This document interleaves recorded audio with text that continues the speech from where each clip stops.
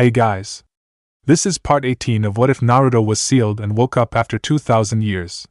Hit like and subscribe if you like this one, and also please check the author in the description. Let's start. We are pain, that's all. We are God.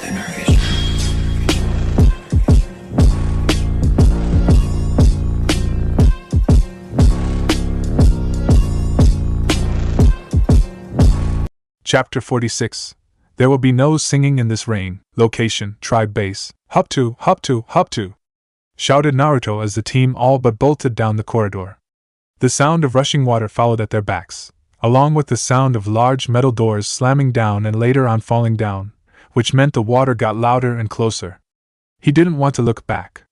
If he did that, it would just make things look worse. He just stuck to shouting at his team. But that didn't mean they shared his view. Water is gaining ground, Morden remarked in a matter-of-fact tone, turning his head to look at it. Don't look at it, Morden. Just run, he shouted. Yes. Valid point, the scientist conceded. A tribal Asari appeared from a corridor. Her look of fear and confusion became a bloody mess when he shot her in the face without even blinking. Are you sure we're going the right way? Ruko asked Gurus. The Turian was leading from the front alongside Grunt. The Kogan was to keep an eye out and shoot any tribe member that got too close. Of course, I'm sure, he replied without even looking back at her. I remember how we got in from the sub. We just seemed to be taking a long time to get there. Well, we wouldn't be in this situation if you hadn't gotten biotic happy. He threw out accusingly. It wasn't my fault. Who else got the water in here? That wasn't an electricity surge he heard coming up behind them. Less talking, more running. Grunt barked at them, keeping his eyes forward. There are people incoming. Good people or bad people? Naruto asked. If it was good people, they might be just a little bit closer to safety. You're running for your life from the ocean water that's currently flooding the undersea secret base, Kurama said to him. Do you really think that you're going to get that lucky? I'm known for my luck, he protested. Yes, both good and bad. You're probably on the bad right now. Tribe people, Grunt announced. There were 4 of them and they looked rather panicked. But they saw them and instantly raised their guns. He did the same with his machine gun and mowed one of them down. Shoot to kill and don't stop, the blonde shinobi ordered his team, lifting his own guns and shooting at the tribe members. Everyone else did the same. Ruko even started charging up her biotics, but her brother saw her. No biotics. We don't need to make things worse. I wasn't going to throw it, just make a shield, she protested. That's what caused the leak in the first place. No biotics. Fine, she grumbled, cooling down the biotics and raising the gun. Desperation and an urge to get away free gave them all an edge that helped go right through the would-be stopping point. They didn't even bother to stop as the tribe members fell to the ground dead. There was a loud sound behind them, like a slab being shoved down. There goes another door, Saiken announced. I know, I heard, Naruto said back. He could already hear the water getting much closer.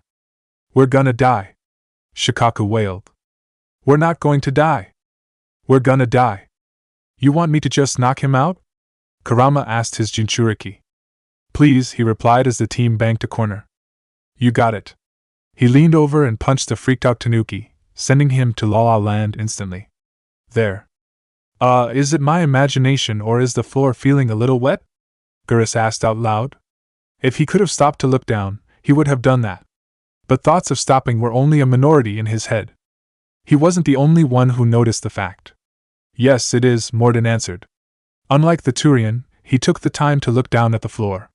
There was definitely a layer of water seeping in around their feet, and was getting bigger with every second. Water must be getting here sooner than expected. Or a new hole has been made. Either way, not good, Grunt said shortly. Maybe we should run, Ruko suggested. We are running, Naruto reminded her. Then why don't we run faster? Good idea, he agreed without any hesitation, already picking up the pace. The rest of the team did the same, and while the feeling of wetness soon left their feet, the thought of it encouraged them to keep moving on. The running somehow managed to become a blur, and incredibly clear all at the same time for Naruto. He wasn't sure how that happened and put it the blurriness to how much the corridors looked the same with adrenaline pumping hard through his body, and the clarity for those moments when it felt like they weren't going to get out of there alive. One of those moments had been the last one when they reached the hatch for the sub. "It's locked!" Gurus shouted as he tried to open the door and failed. They were standing in a small room that had 2 corridors, one of which they had come out of. They didn't know what was down the other corridor, and quite frankly, they didn't care at that moment. "Shit! Stand aside," Ruko told him, marching up to the hatch. "No biotics," Naruto said instantly. She hadn't flared them yet, but that had been her plan. She looked at her brother with a look that was irritated and worried. "Do you have any better ideas?" she demanded. "Have you tried contacting the pilot?" "Working on it now," Gurus said, holstering his gun and activating the Omni tool. "We've got a problem," Grunt shouted. He was standing at the other corridor entrance, his gun's barrel pointing down its length. "We've got a shitload of problems," Ruko snapped at him, walking away from the hatch and leaving Gurus alone. So add another one to the shitload. He started shooting down the corridor, the gunfire flickering across the walls. "What is it?" Naruto asked him, still standing close to Gurus.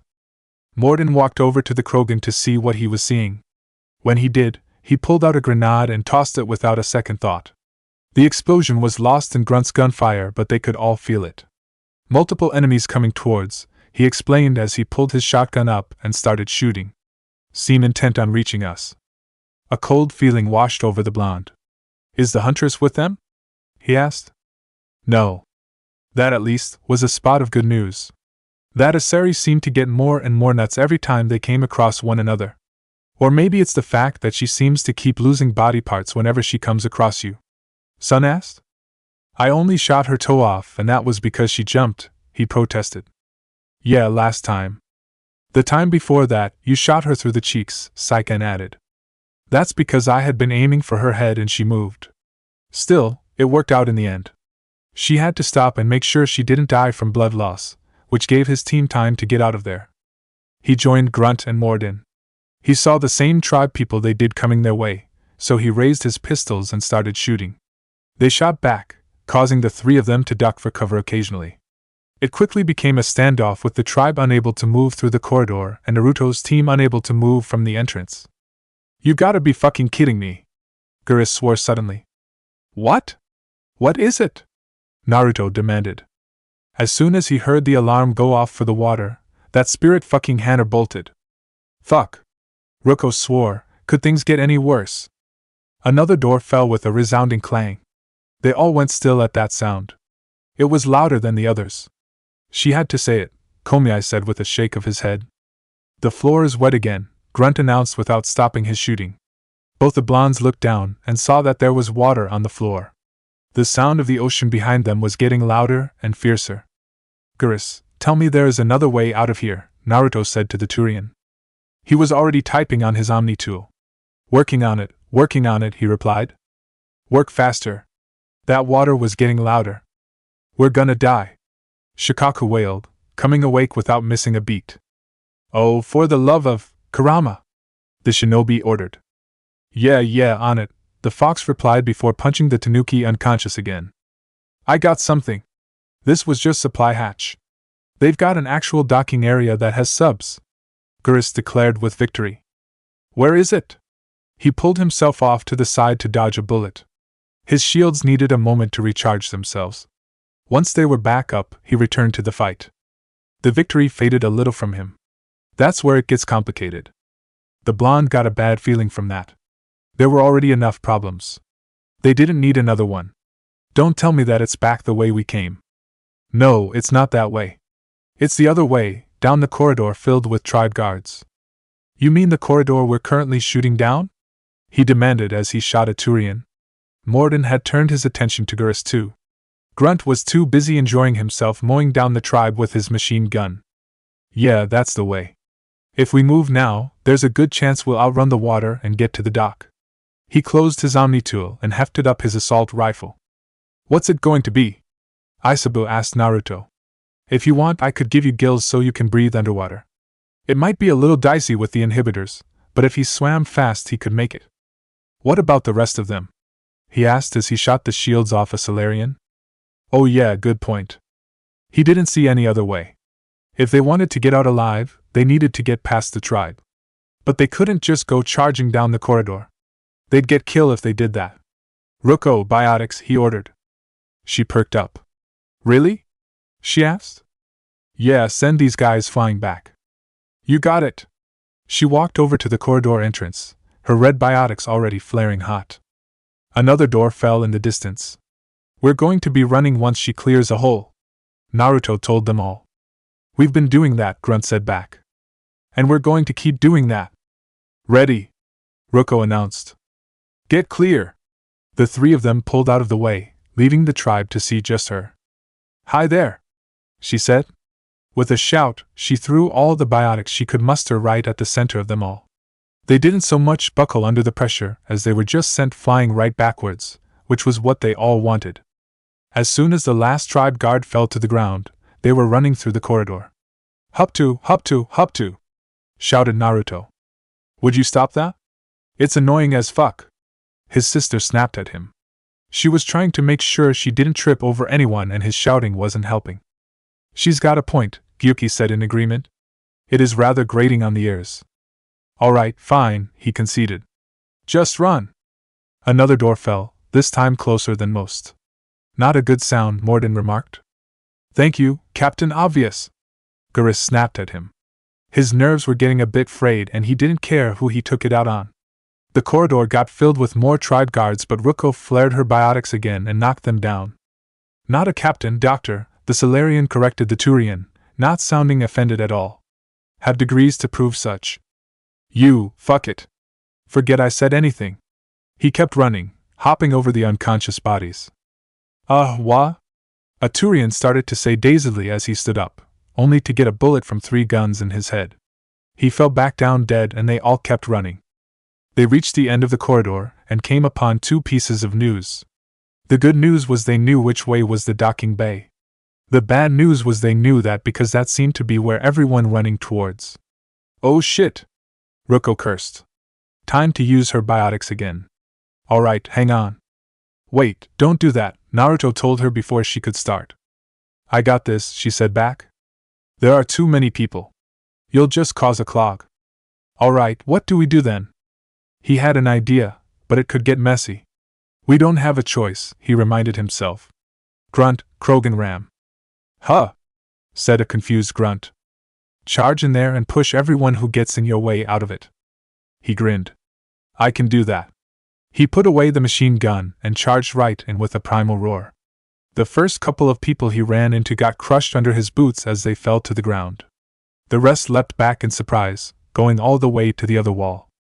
Once his initial charge had stopped, Grunt started pushing and shoving harder than the rest of them to get through.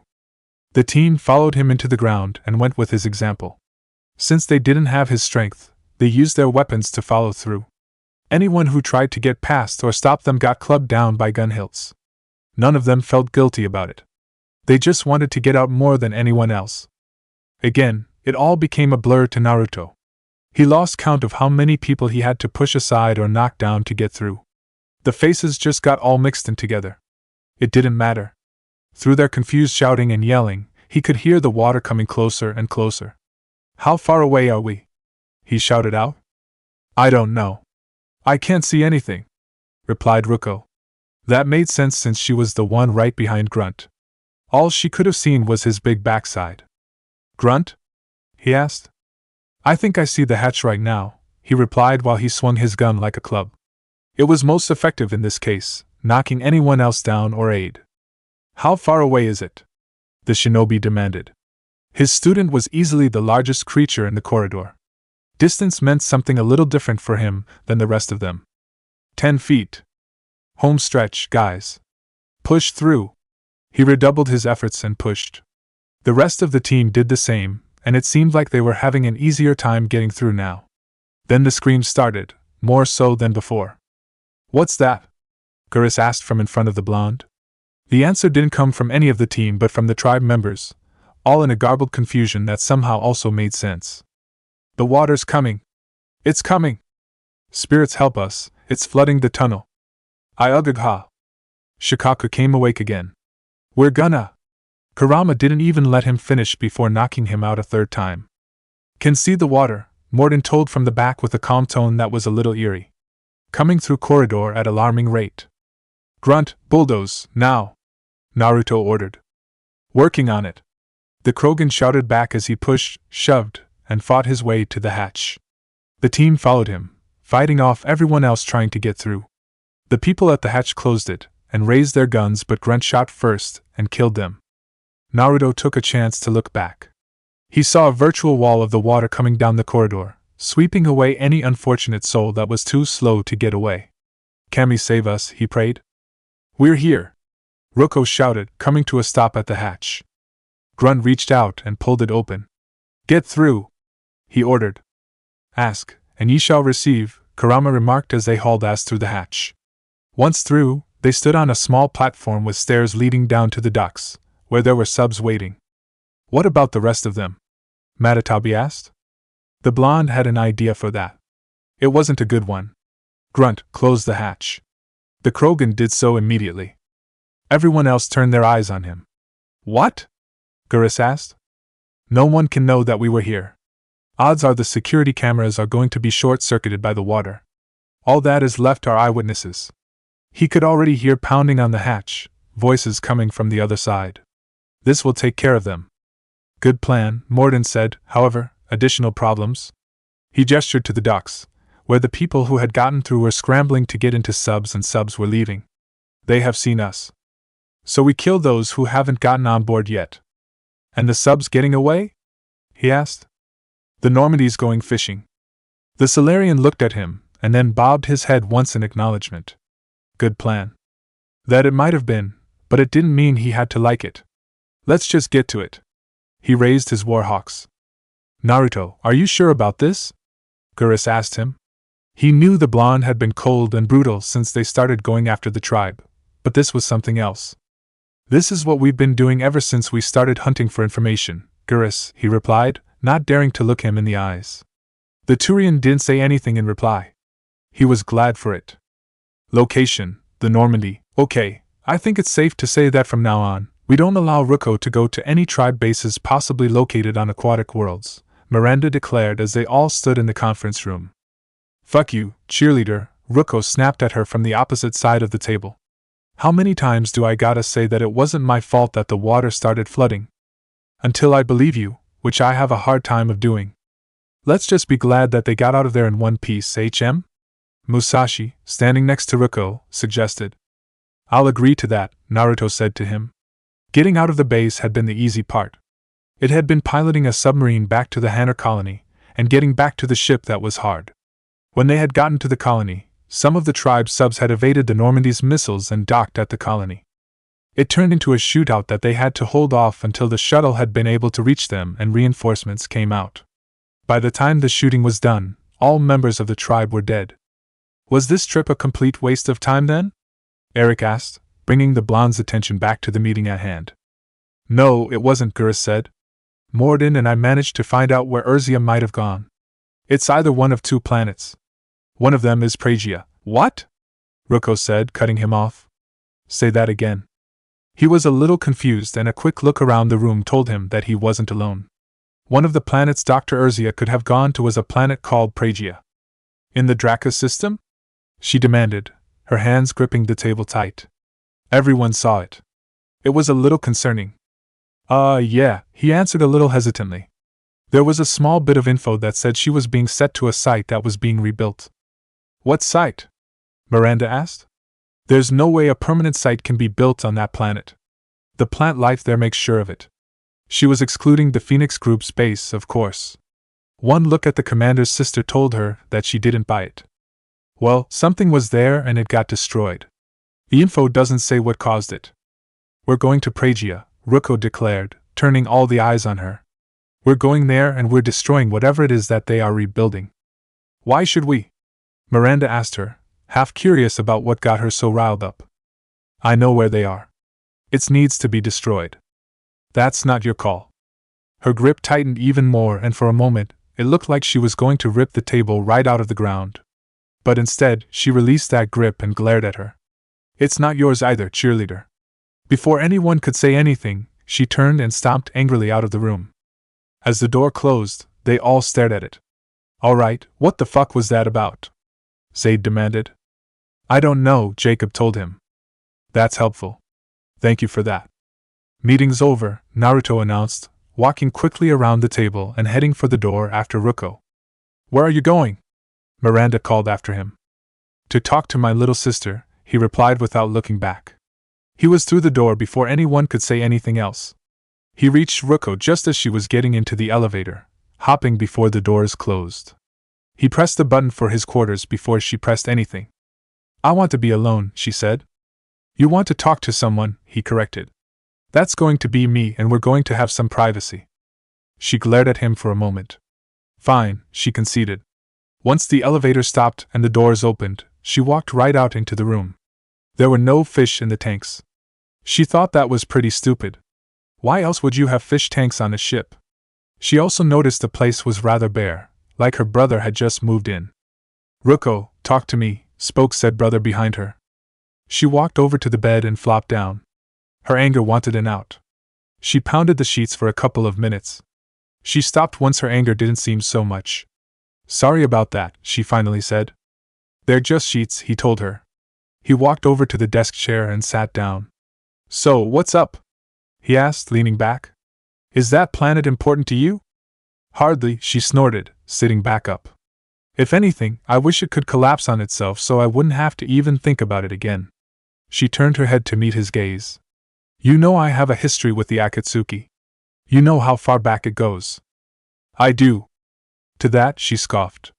No, you don't. You have no fucking clue. It's like she's spoiling for an argument, Kurama commented. No, she's spoiling for a fight, Naruto corrected the fox. He knew that look she had on. It was a look that declared to everyone she would gladly punch them for relief. He had that look on Omega. What are you going to do about it?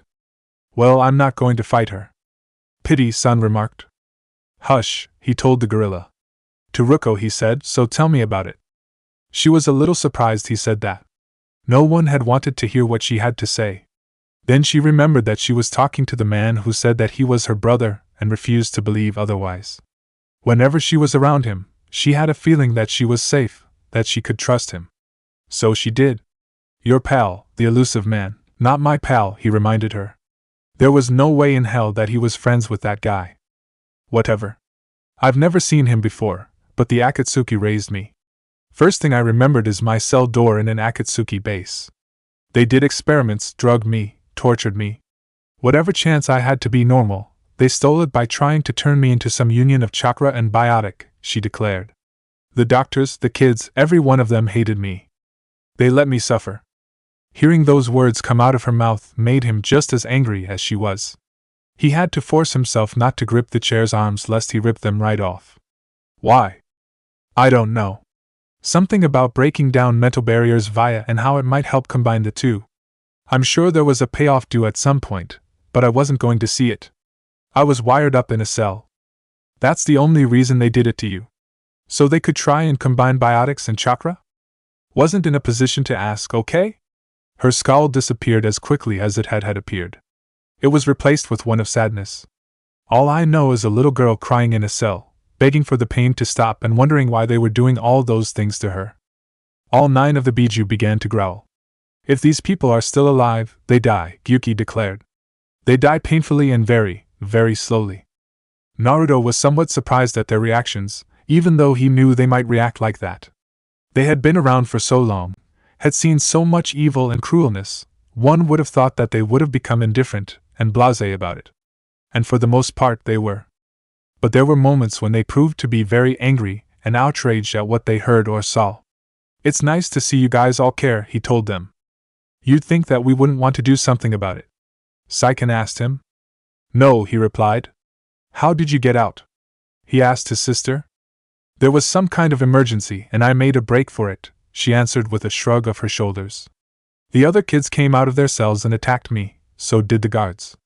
I just killed everything in my way and ran.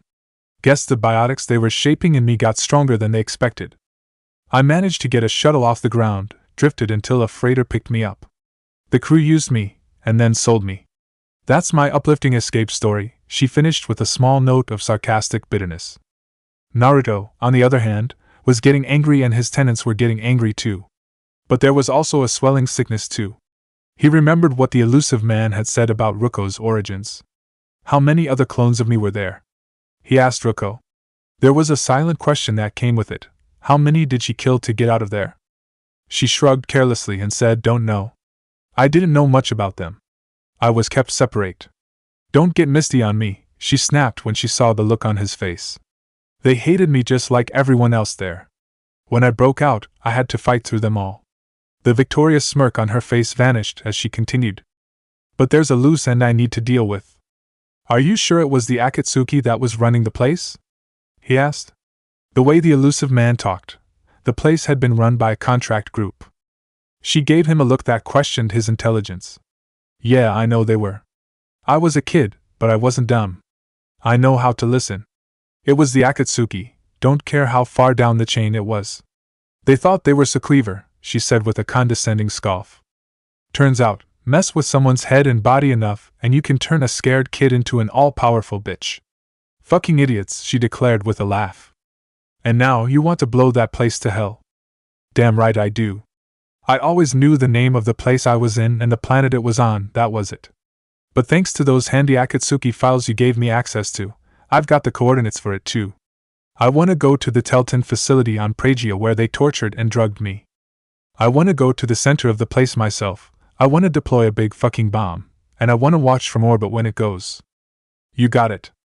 She paused, waiting for the next sentence to say that he was kidding. But as she waited, she saw the look in his eyes. He meant it. And he would help her. She silently kicked herself for thinking otherwise. He was her brother. He would always help her. She knew that in her bones. But she wasn't going to overly weepy about it. She had a rep to protect. Thanks, she finally said gruffly. I owe you? Her brother smiled at her gruffness. It was a little funny to see her put on a mask when she was trying to be grateful but didn't want to show it. You're welcome, he told her before looking up at the ceiling. Joker? He called out. Yes, Commander, his pilot asked over the intercom. Set a course for Prajia in the DACA system. You got it, he replied. He looked back down at his sister. You should probably get going, by the way. Why? That eager to get your room back? She asked. No.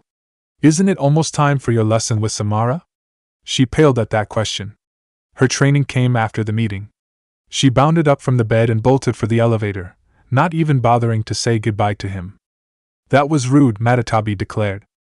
I'll forgive her for it. Still, Samara must be one hell of a teacher for her to have that kind of reaction, Coco commented. I hardly doubt that she would be like that if the Asari was gentle with her. Of course, she's not gentle with her, Shikaka said back. Or have you forgotten how she came running and screaming out of there looking for a place to hide? No, I haven't forgotten, thank you very much. Remind you of anyone, Gaki? Kurama asked Naruto. A group of people who don't know when to stop arguing? He asked. He growled in annoyance. I was talking about Samara Baka. Oh. He hadn't really thought about it like that. He just saw her as Samara, not as anyone else he might remember. Well? He thought about it for a moment, leaning back in the chair. It didn't take him long to figure it out. Tsunade, he said with a fond smile. Yep, that's the one. I distinctly remember how your pink-haired teammate kept going on and on about how her training was hell on earth. He chuckled at that. Yeah, I do too. It seemed to be a favorite topic of hers whenever they all had time to get together and relax. But thinking about Sakura made him think about that last time they had been together. The smile slowly slipped away. Way to go, Shikaka told Kurama. We're about to lose him to La La Land. He's not unconscious, you idiot Tanuki, the fox snapped back. Flashback, why is everyone looking at me like that? Naruto asked Sakura as they walked down the street. She had been right. It was warm outside. With the sun shining down on them, he might have started getting really warm in his jacket. Heck, he was getting warm right now. That's not because of the heat, Gaki, Kurama told him, and you know it. Maybe it's because they're looking at their only hope to end this war, and it gives them a sense of ease, Sakura told him. Or maybe it's just because this is the first time they've seen you outside of the apartment, and you're not going to the grocery store. There was a little sarcasm laced into her voice, but it was with a fond smile on her lips. He knew that she was being sarcastic and also truthful too. But he knew something else. That's not the only kind of looks I'm getting here, Sakura. He could see the girls and women looking him up and down. It made him feel uncomfortable. That's not what you should be thinking about with those stares. What should I be thinking then? How about pride? The fox asked in rhetorical sarcasm. Would that work? Sakura eyed him too. I don't blame them. At 17 years of age, her teammate was a knockout. He was tall, nicely tanned, had muscles made from hard work and looked like they were carved from stone, showing quite nicely beneath his white shirt. His hair was a bright gold that seemed to shine in the light of the sun, his eyes were like pools of water that were begging to be swum in, and his whiskers gave him a sort of exotic and feral appeal. But what was really endearing was the fact that he had no real clue about how handsome he had become. She used to put that down to his being dense and obtuse. But now, sadly enough, she had to admit that it was because of him becoming a virtual shut-in. It was just another part of him that had changed. There were moments when she would look at him and think of that 11-year-old loudmouth who had been shorter than her. But now he was here, more quiet than loud and tall enough to rest his chin on her head, which he had done a couple of times, not that she didn't mind. As they walked, Sakura was doing the leading because she was the one who knew where they were going. But the eyes still followed. Eyes that were full of surprise, awe, curiosity, desire, and lust. And with those eyes came voices. Look, look! I know! The Kage no Guntai himself. What's he doing out and about? Wow, it's really him! I can't believe it! Let's go and talk to him. We can't do that. Why not? What are we going to say? Hi, how are you? You go talk to him. No, you go. No, you. Hello, handsome. He's become quite the catch. Maybe I should introduce myself to him? You should pay attention to that last one, Kurama advised Naruto. He ignored the fox. He and Sakura stopped when a little boy stood in front of them. It was clear that the kid was nervous. All they had to do was look at his shaking knees and how he couldn't look up, only at the ground. Is there something you need? Sakura asked him gently, kneeling down so they could be at somewhat eye level. Well. He managed to tear his eyes off the ground and look up not at her, but at Naruto. His mouth stayed shut though. Sakura hid an amused smile. She should have expected this. Don't worry, she said encouragingly as she stood back up, you can talk to him. He won't bite you. Maybe we should prove her wrong, just for kicks? The QB suggested with a mischievous grin that bordered on malicious. Just stop talking, his Jinchuriki told him, keeping his eyes on the kid. Are you Naruto Uzumaki? Said Kid asked him. The whole street seemed to hold in their breaths as they waited for his reply. It was a good thing that he had one that could also pierce the tension that was building up. That's what it says on my underwear, he replied simply. The breaths came out in confusion, and he knew that they were all looking at him like he was some kind of weirdo. Out of the corner of his eye, he saw Sakura roll her eyes but also cover her widening grin with a cough. But the kid asked the right question. Why would you put your name on your underwear? To make sure it's mine after it gets stolen, and I have to get it back. The look spread and became more obvious, but he ignored them all and kept his focus on the little boy who kept right on asking, who steals underwear? Want to be dirty on this one? Freak him out a little bit? Kurama asked him. I thought I told you to be silent. Come on, Gaki. That has been in use since you were 14 and had to fend off a horde of small girls who came into the bath at the wrong time. Spruce it up a little bit here. Hush, he said for the last time. To the little boy, he whipped out his tried and true answer. Birds. Birds? The boy repeated, tilting his head in confusion like he was some dog. Birds, he repeated, nodding. Why would birds steal your underwear? He asked, losing some of his nervousness. I don't know, but whenever I leave my laundry out to dry, they dive down and snatch away my underwear. I end up chasing them for hours before I can finally get them back. It got annoying, so I just wait around with a kendo stick while the laundry dries. He really does, Sakura chimed in. We found him like that one time and we accidentally made him lose focus, so a bird swooped down and snagged a pair. He made us run all around the village trying to find that bird. She looked over at the blonde. Did we ever find that bird? You didn't. I did, he replied with a smirk that was playful to the keen observer. She returned the smirk. Ah, right. As they talked to each other, the adults around them figured out that they were joking with the child. They breathed in relief, and the women all looked at the blonde with a renewed interest, silently adding that he could be funny too. The little boy, meanwhile, giggled and smiled brightly at the blonde. "You're funny," he declared. "I try," Naruto replied. "Now, what can I do for you?" "Oh." His nervousness came back. He reached into a pocket and pulled out a piece of paper. "I was just wondering if I could have your autograph, please?" He looked right down at the ground and held out the pad out. "He just happened to have a pad of paper in his pocket?" Kurama asked with a disbelieving scoff. "How you want to bet that this is a setup?" "Of course, it's a setup. Candy knows how many times he had been ambushed with something like this, so it could lead to something else. This just happened to be the first time it was a little boy." "You don't think?" The fox left the question hanging on purpose. He knew it, and Naruto knew it. The blonde also knew what he was implying and shuddered at it. "He's a kid, furball. He hasn't even hit puberty yet." "Didn't stop you from having crushes," the fox pointed casually. "That's completely different." "Is it?" "Yes, it is, and you know it." He reached into his holster and pulled out a pen. He always carried one around now just because of things like this. "Sure." He took the pad and quickly wrote out his autograph. "He's gotten adept at that," Sakura noted silently as she watched him write it out. Once, he had taken so much time writing it, now it was just a quick flourish of his hand. "There you go." "Thank you." The kid hugged the pad close to his chest. "My friends are going to be so jealous when they see this." "And do you want to bet that his friends have your autograph too?" the QB asked in boredom. "No." "Haru," a woman's voice said to the boy as she stepped out of the crowd. She looked to be about his age or so, maybe a year younger. She was pretty enough, Naruto guessed, with that dark hair and dark eyes. She glanced at him once and looked away, but there was a suggestive smile on her lips as she did. He thought nothing of it. Sakura saw the smile and reflexively clenched her fist. "Bitch," she mentally growled, knowing full what she was trying to do.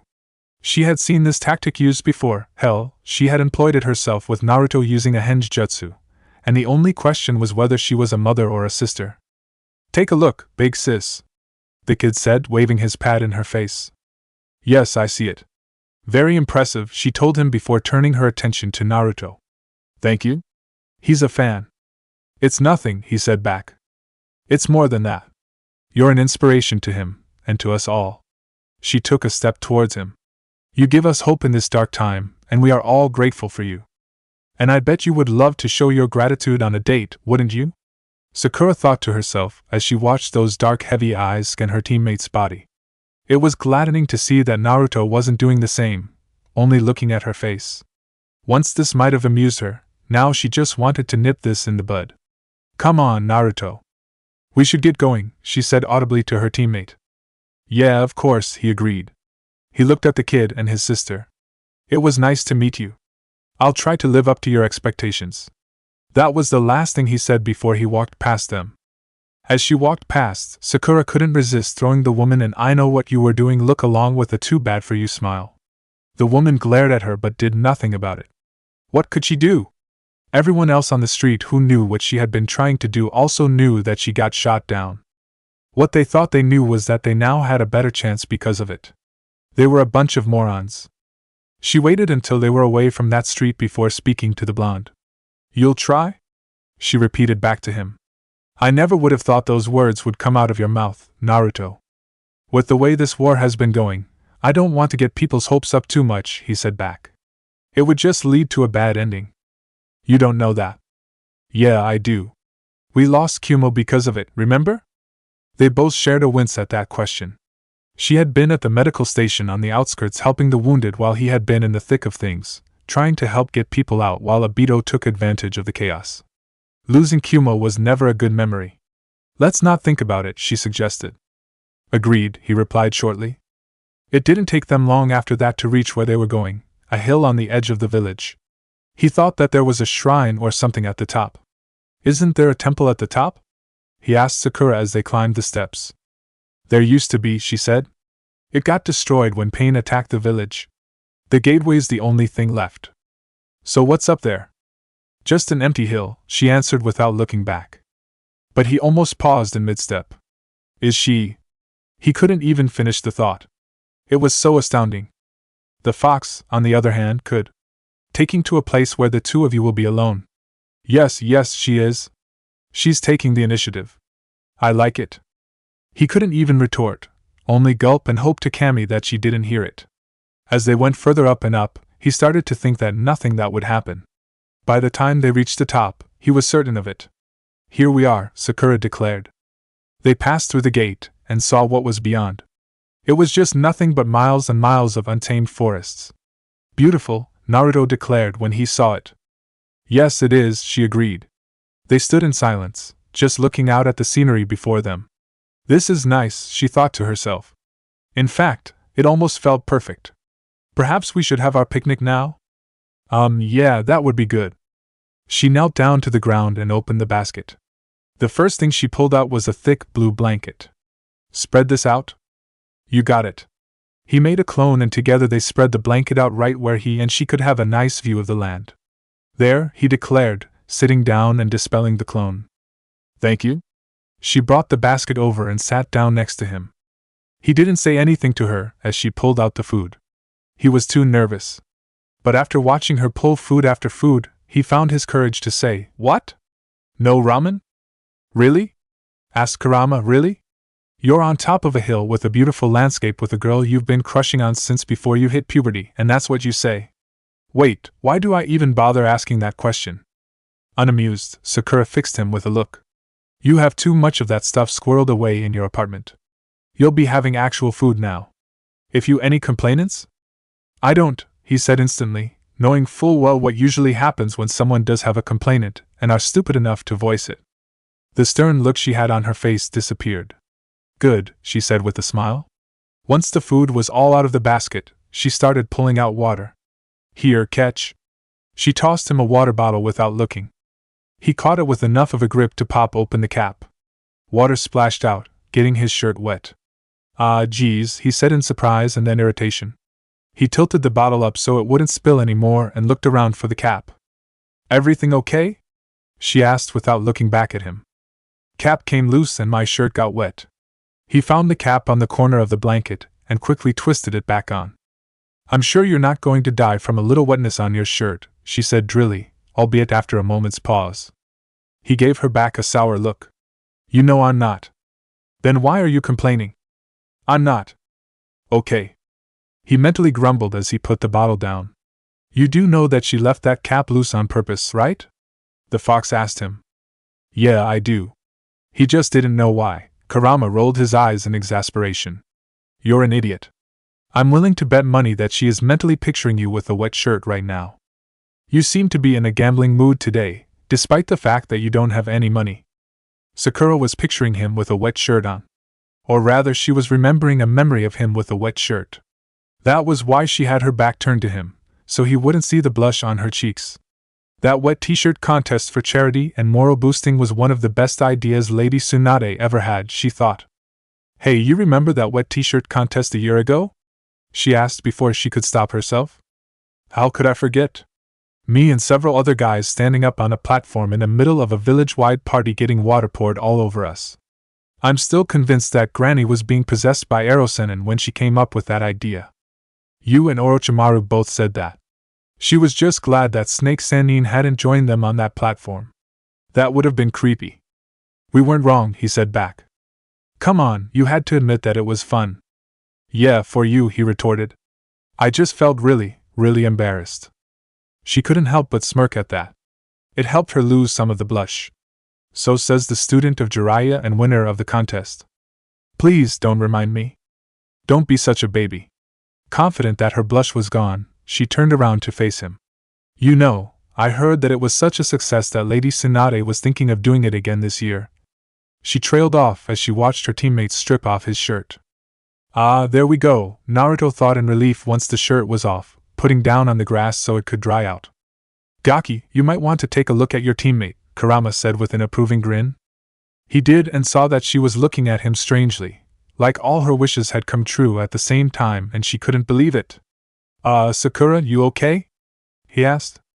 Hearing his voice snapped her out of her daze. She took her eyes off of his chest and looked him in the eyes. What are you doing? A wet shirt might be appealing to you, but it can chafe, he told her. I took it off so it could dry. Cammy, he's serious, she couldn't help but think to herself. He wasn't trying to be flirty or seductive with her with that action. Don't lie, a smaller part of her mind told her. This is a better picture to look at than him in a wet t-shirt. She couldn't deny it. She knew that he had muscles now, had seen them beneath his shirt. But it was a rare treat indeed whenever he took the shirt off. Her lips were dry as she stared at his very toned chest. Stop it, she forced to tell herself. He's going to notice. Is that such a bad thing? She didn't reply to that, choosing to fix Naruto with a look. Are you trying to be the one channeling Lord Jiraiya now? No, but that shirt is wet, he protested. She rolled her eyes but smiled. You big baby, she said to him. Why don't we just eat? Yes, let's, he agreed instantly. She handed him a pair of chopsticks and they started working their way through the food in front of them. As they ate, they talked, they argued, but not too fervently, and they laughed. They enjoyed themselves. Their sandals came off as the picnic went on, relaxing even more into the feeling of contentment and satisfaction. Their topics for conversation went from how and what their friends were doing to the amount of kids joining the academy. To Sakura, it was beginning to feel like the old days, when it was Team 7 having a good time. Except now it was just the two of them. That thought stayed with her through the entire picnic. Ah, this is nice, Naruto declared as he stretched and laid down on the ground, his knees popping up into the air. His arms were crossed behind his head and his eyes were beginning to close. I could probably take a nap here. I could probably join you, Sakura said back. They had ended up sitting next to each other and looking at each other too, which meant she had a perfect view of his relaxing. Then why don't you? It's not like we've got anything else to do. Finally, you've admitted that there are some things more important than your work, Kurama said in joyful celebration. There was a slight twitch in his lips that could have been seen as irritation. That's on the back burner for now. I'll get back to it soon. I will take it. Sakura was tempted, very tempted to join him in a nap, preferably atop his chest. But her heart was pounding too hard to let her nap. She was suddenly nervous, and she knew that she shouldn't be. This is why you did this, she told herself. This is why you are out here. They were alone and now couldn't have been a more perfect moment to talk honestly with him. Naruto, we need to talk. About what? He asked, not opening his eyes. She came forward towards him. About us. About this entire thing. What's she talking about? He thought as he opened his eyes. What he saw made his heart stop for a complete second, and his jaw go slack in complete surprise. Sakura was just a few inches away from his face, her body situated right between his legs and her arms planted on either side of him. Like I said, initiative. Kurama crowed happily. You go, woman! His Jinchuriki, on the other hand, didn't share his enthusiasm. Sakura? He tried to say. Don't, she cut him off. Her cheeks were burning red but she kept talking. Don't try talking your way out of this. Don't try avoiding a situation that involves this. Don't try running away from it. Please don't do that. You're here. I'm here. We need to have this talk. Screw the talking, take what is yours.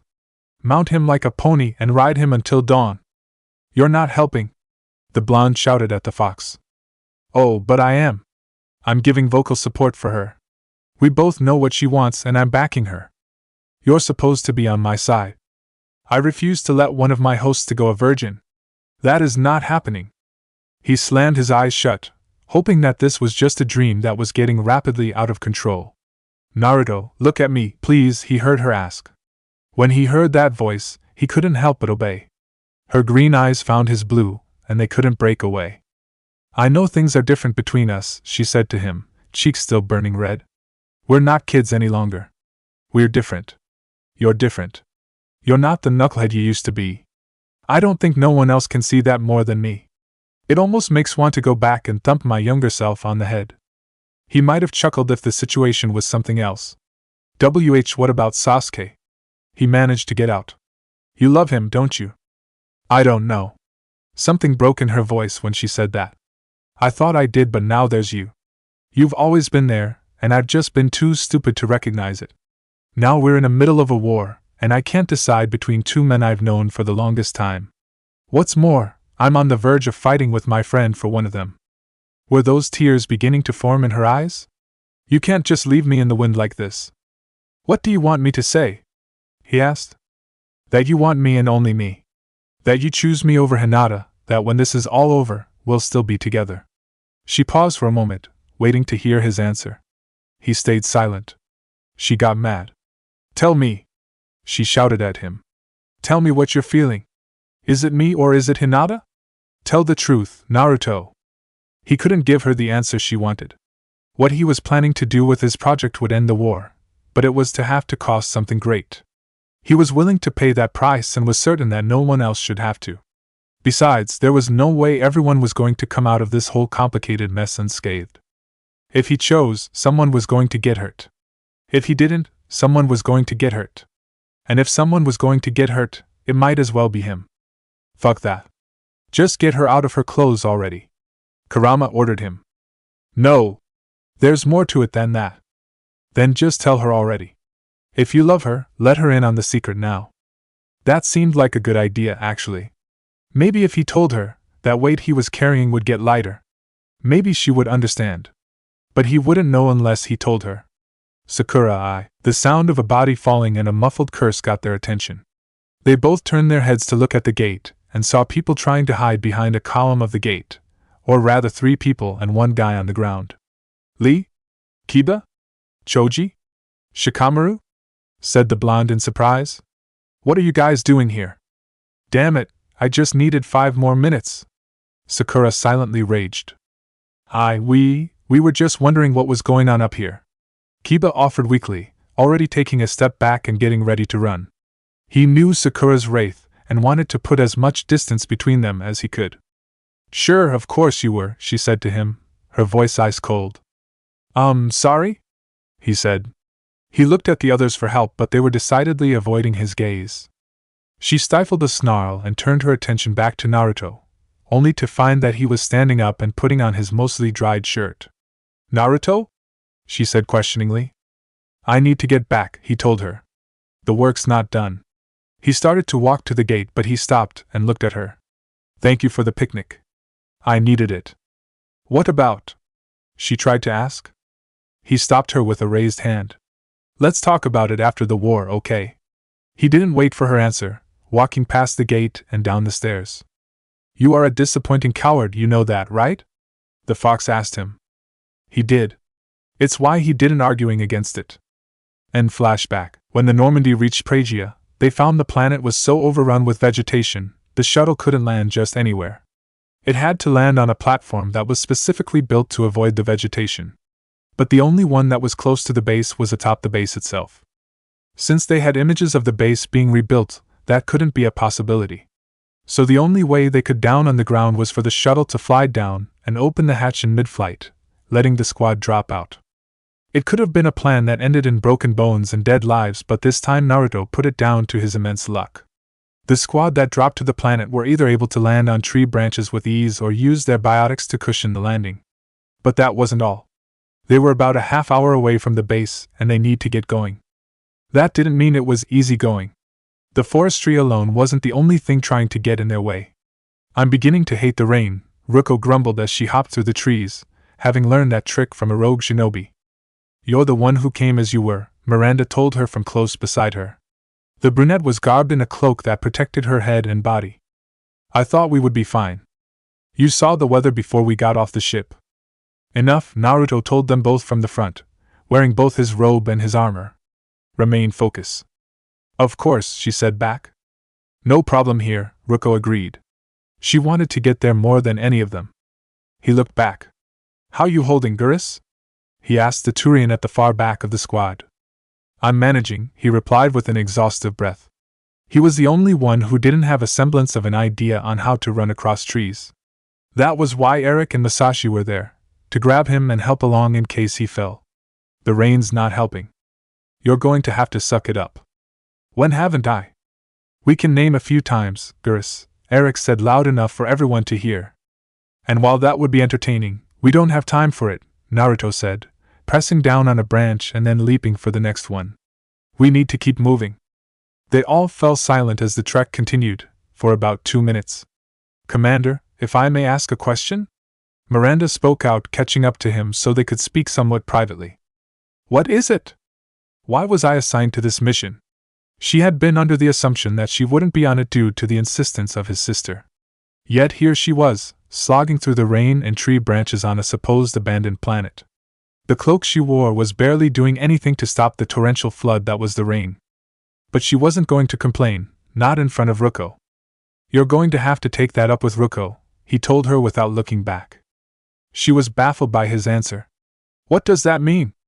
She requested you to be on this mission. It was a simple sentence, and had she been a lesser person, she would have frozen in complete shock at hearing it. But she was able to keep the shock on her face and still keep moving. Once she was able to get her shock down, she replied with what? You heard me. She did hear him. But it was still a baffling thing to hear, let alone understand. Why would she request that? It was no secret that she and Ruko were constantly at odds with each other, always arguing and throwing insults at one another. They hadn't actually fought yet, but she put that down to it being a matter of time. So being told that the person that could instantly make her annoyed wanted her to be on the mission was a surprise. You'll have to ask her. Commander, she must have told you something. She might be me, but that does not mean I know every single thought that goes through her head. She asked, insisted really, and I agreed. That's it. Still, you must have some idea. This time, he did glance back at her. Have you considered the idea that maybe she wanted to have you come along in order to finally prove you wrong about the Akatsuki? She had thought that idea a possibility. It was stupid and pointless. What Ruko knew about the Akatsuki and what she knew about the Akatsuki had a gap between them that was so wide and so deep, the sea of exploration could fit nicely. And yet, Ruko was still stubborn about it. I had considered it, she finally said. Okay then. He turned back to the path. But she wasn't done. Sir, it's a pointless argument. I know that, and Ruko is somewhat aware of it. Surely, she must know that. So why would she want me here when she knows that she's going to be wrong in the end? Have you considered the less obvious reasons? Less obvious? She repeated. That was absurd.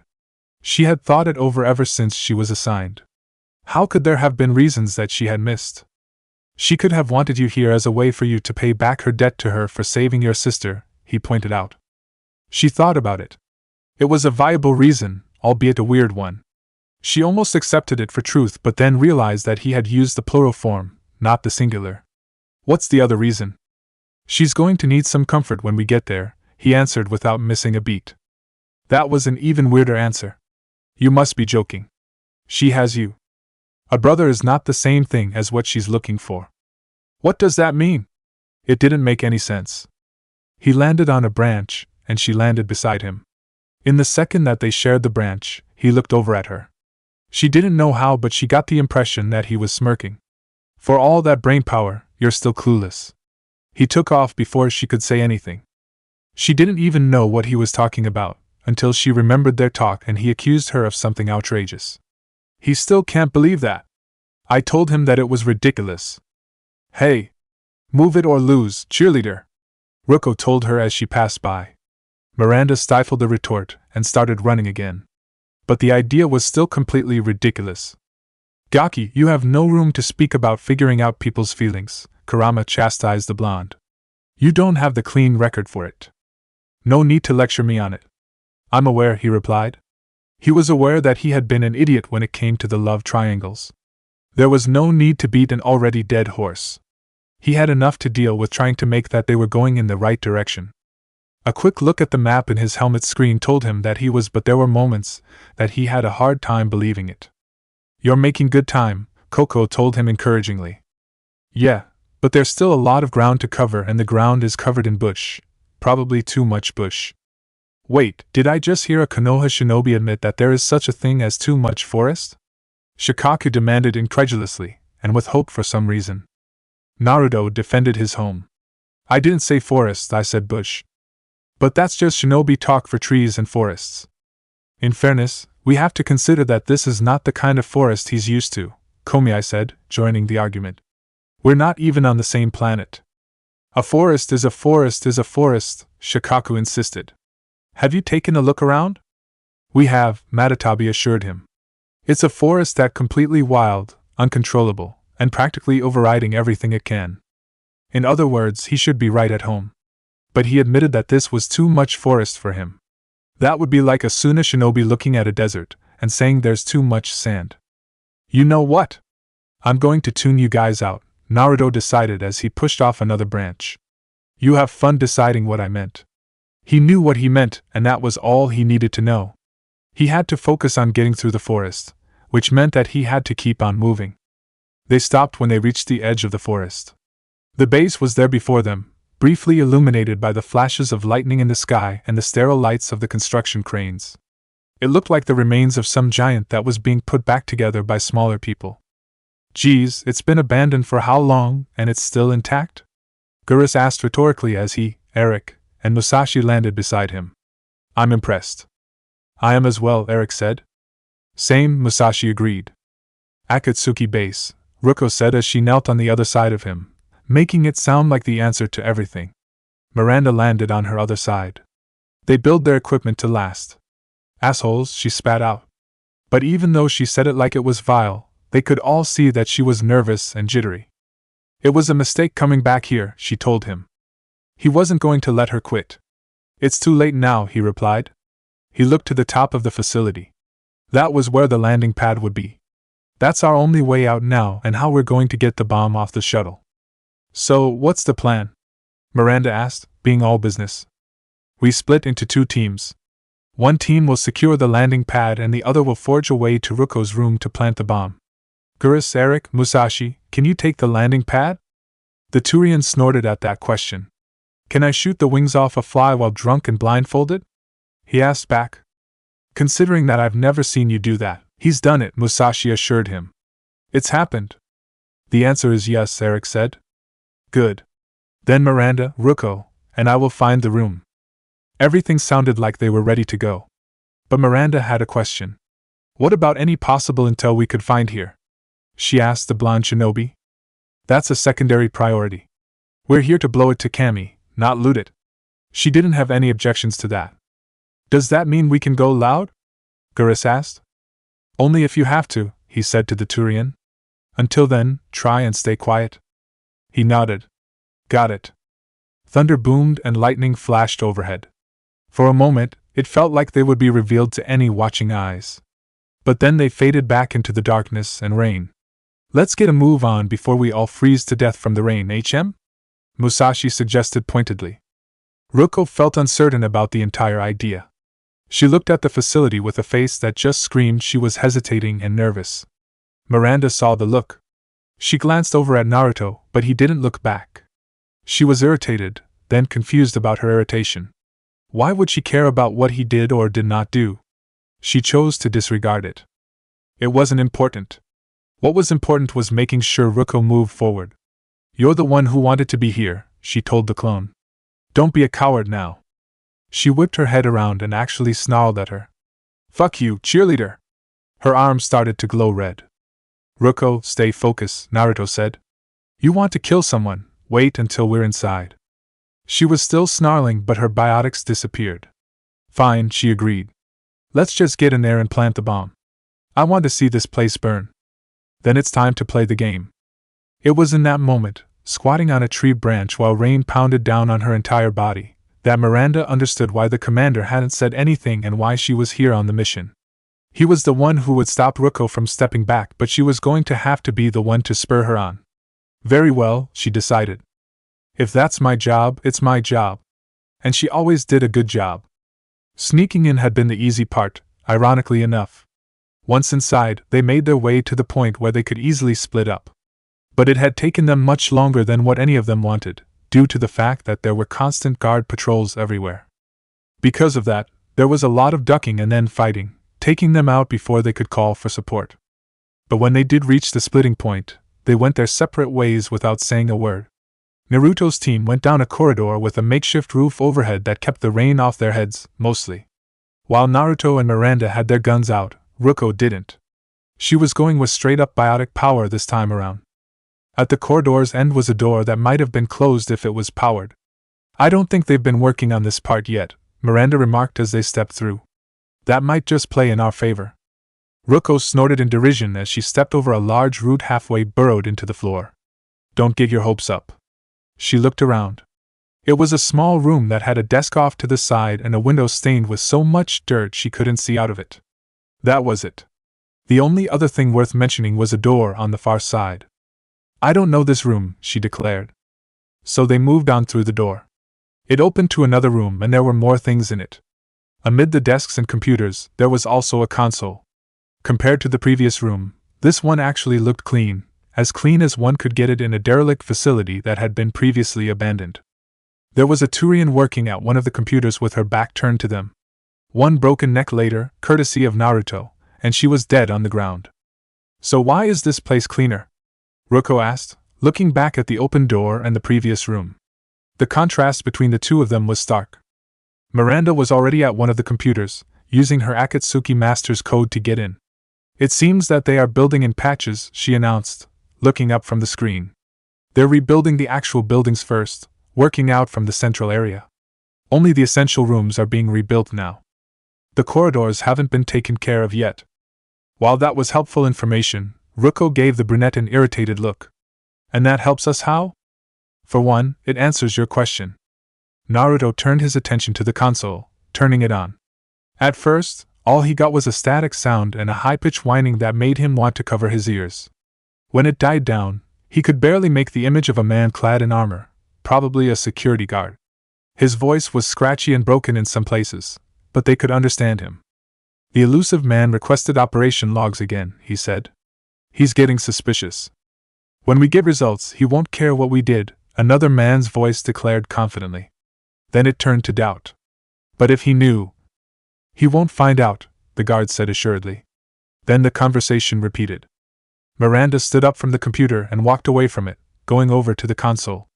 Sounds like the facility went rogue, she declared, turning off the console. You'd like to think that, wouldn't you? Ruko asked her. He didn't say what they were hiding from the elusive man. She looked around at the room again, face scowled in puzzled confusion. I don't remember this room, though.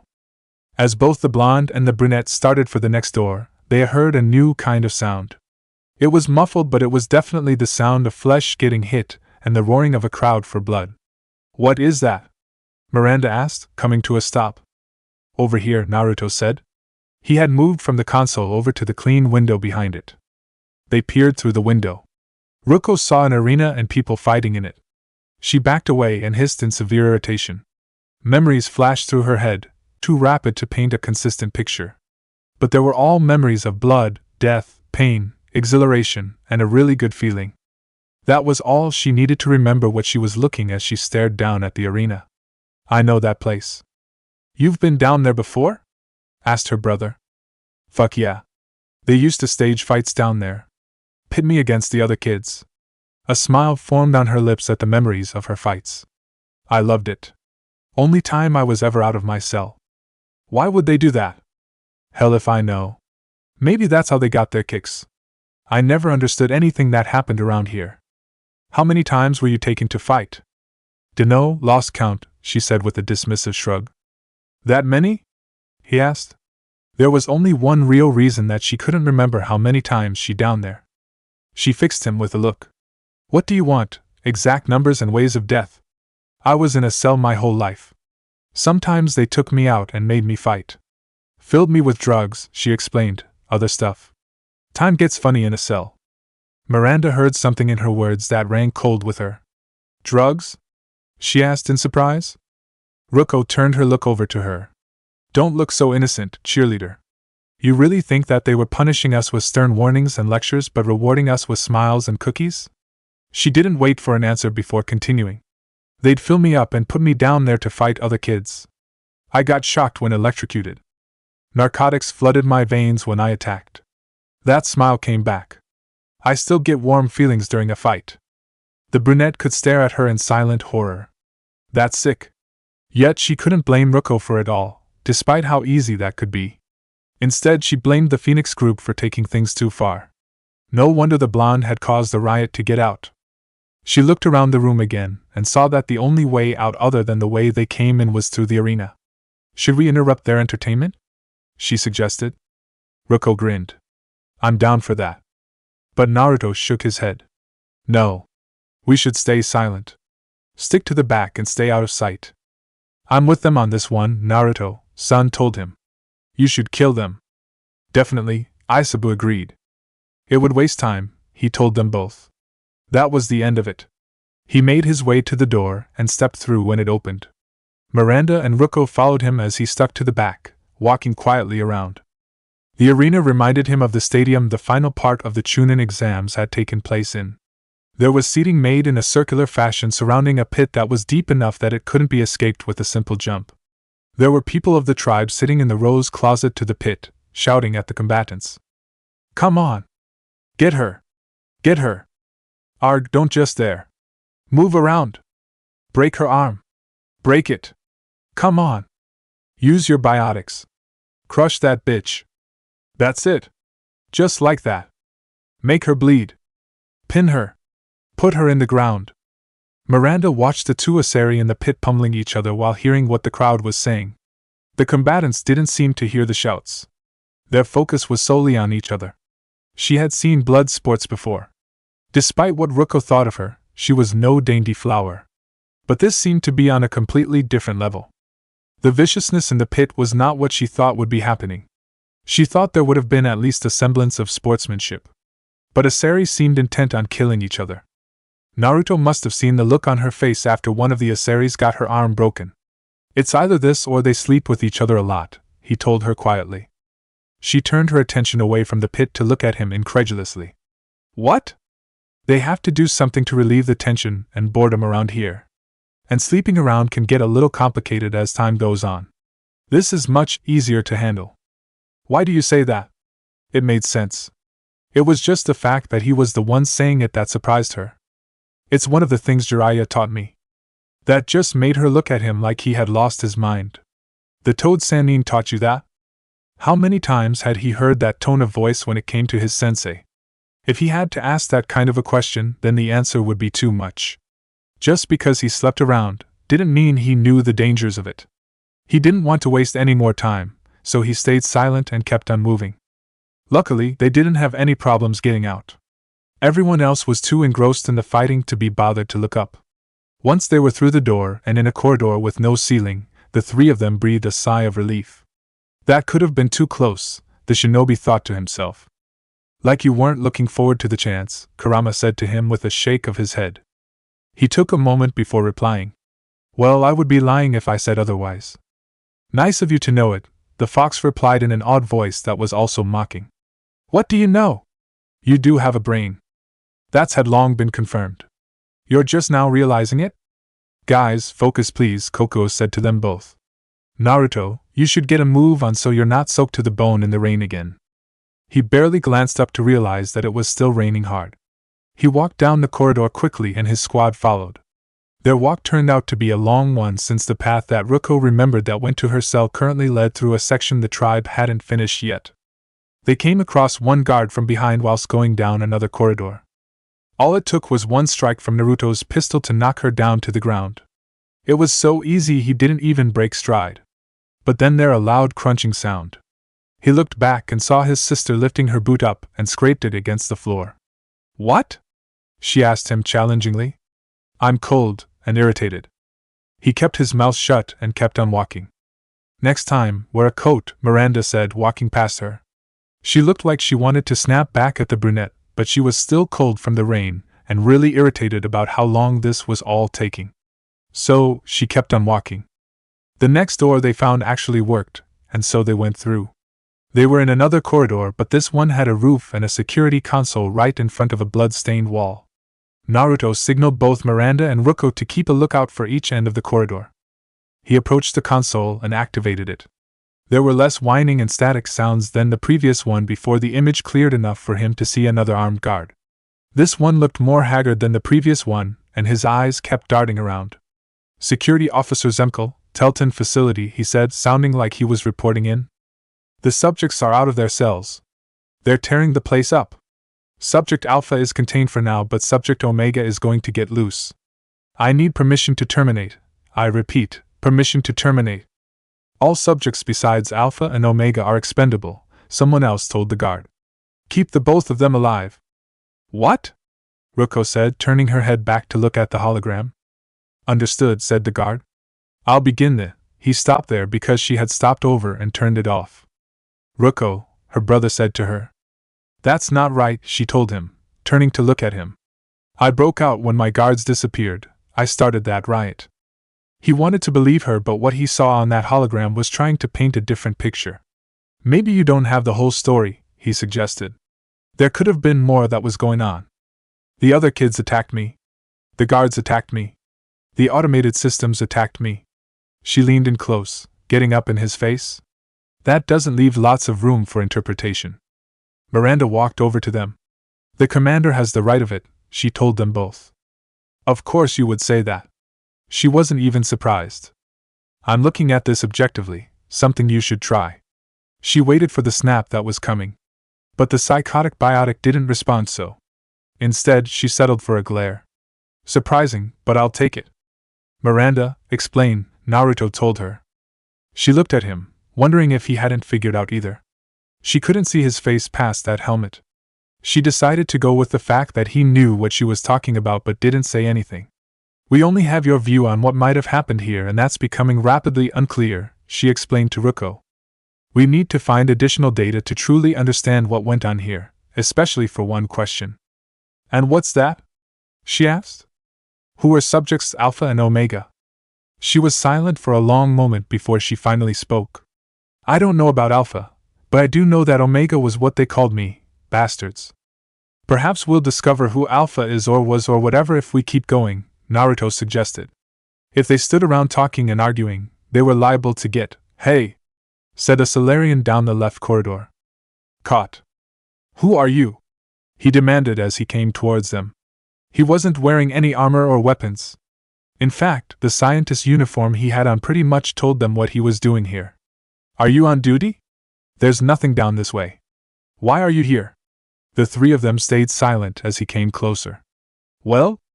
Are you going to answer or just stand there stupidly? Come on. Look, if you don't tell me why you're down here, I'm going to have to report you to your superiors. You don't want that now, do you? While they stayed silent, the Biju started up. I don't know if this guy's an idiot or just likes the sound of his own voice, Sun said. He can't be an idiot. He's a scientist, Isabu pointed out. You can't be a stupid scientist. It defeats the whole purpose of being a scientist. I'm afraid you'd be wrong there, Isabu, Matatabi told the turtle. I've been aware of scientists who could not accept the fact that what they were studying was wrong, even when a lot of other people were telling them so. I call that stupid. That may be the case, said Saiken, but this guy is here at this facility, which they are trying to turn into a tribe lab. Hell, they're working while they are rebuilding. So the guy shouldn't be an idiot. So maybe he just likes the sound of his voice, Komiai suggested. That's a given, Gyuki declared. How so? Asked the Nanabai. Shikaka snickered, knowing full what the Hachibi was thinking of. He's a scientist. They talk a lot. So of course, he would love the sound of his voice. Meanwhile, the Solarian was still talking and walking. I swear you three have got to be blind, deaf, and dumb all at the same time. Can you not understand me? I'm certain that I am speaking well, Inu. He fell silent when he got close and realized that they were human. He instantly turned around and sprinted away, his Omni tool already lighting up. But Naruto was faster. The armored blonde pulled out a kunai and threw it down the corridor. It lodged itself rather tightly in the back of the Solarian's head, and he fell to the ground dead. It happened in the same time it would have taken either Miranda or Ruko to blink. Thank Kami he didn't have shields, Naruto thought to himself as he walked over to the body and pulled out the kunai. That would have been bad. His sister looked upset as he came back.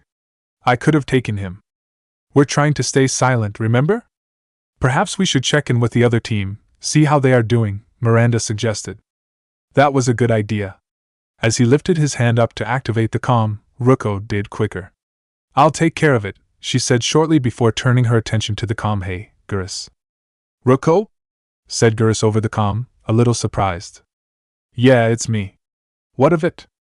Nothing, just surprised. That didn't matter to her. Where are you? On the way to the landing pad, he answered. We're on the 3rd floor on the way to the 4th. Good to hear. She lowered her hand away from the comm and looked at Miranda and Naruto. Can we get a move on now?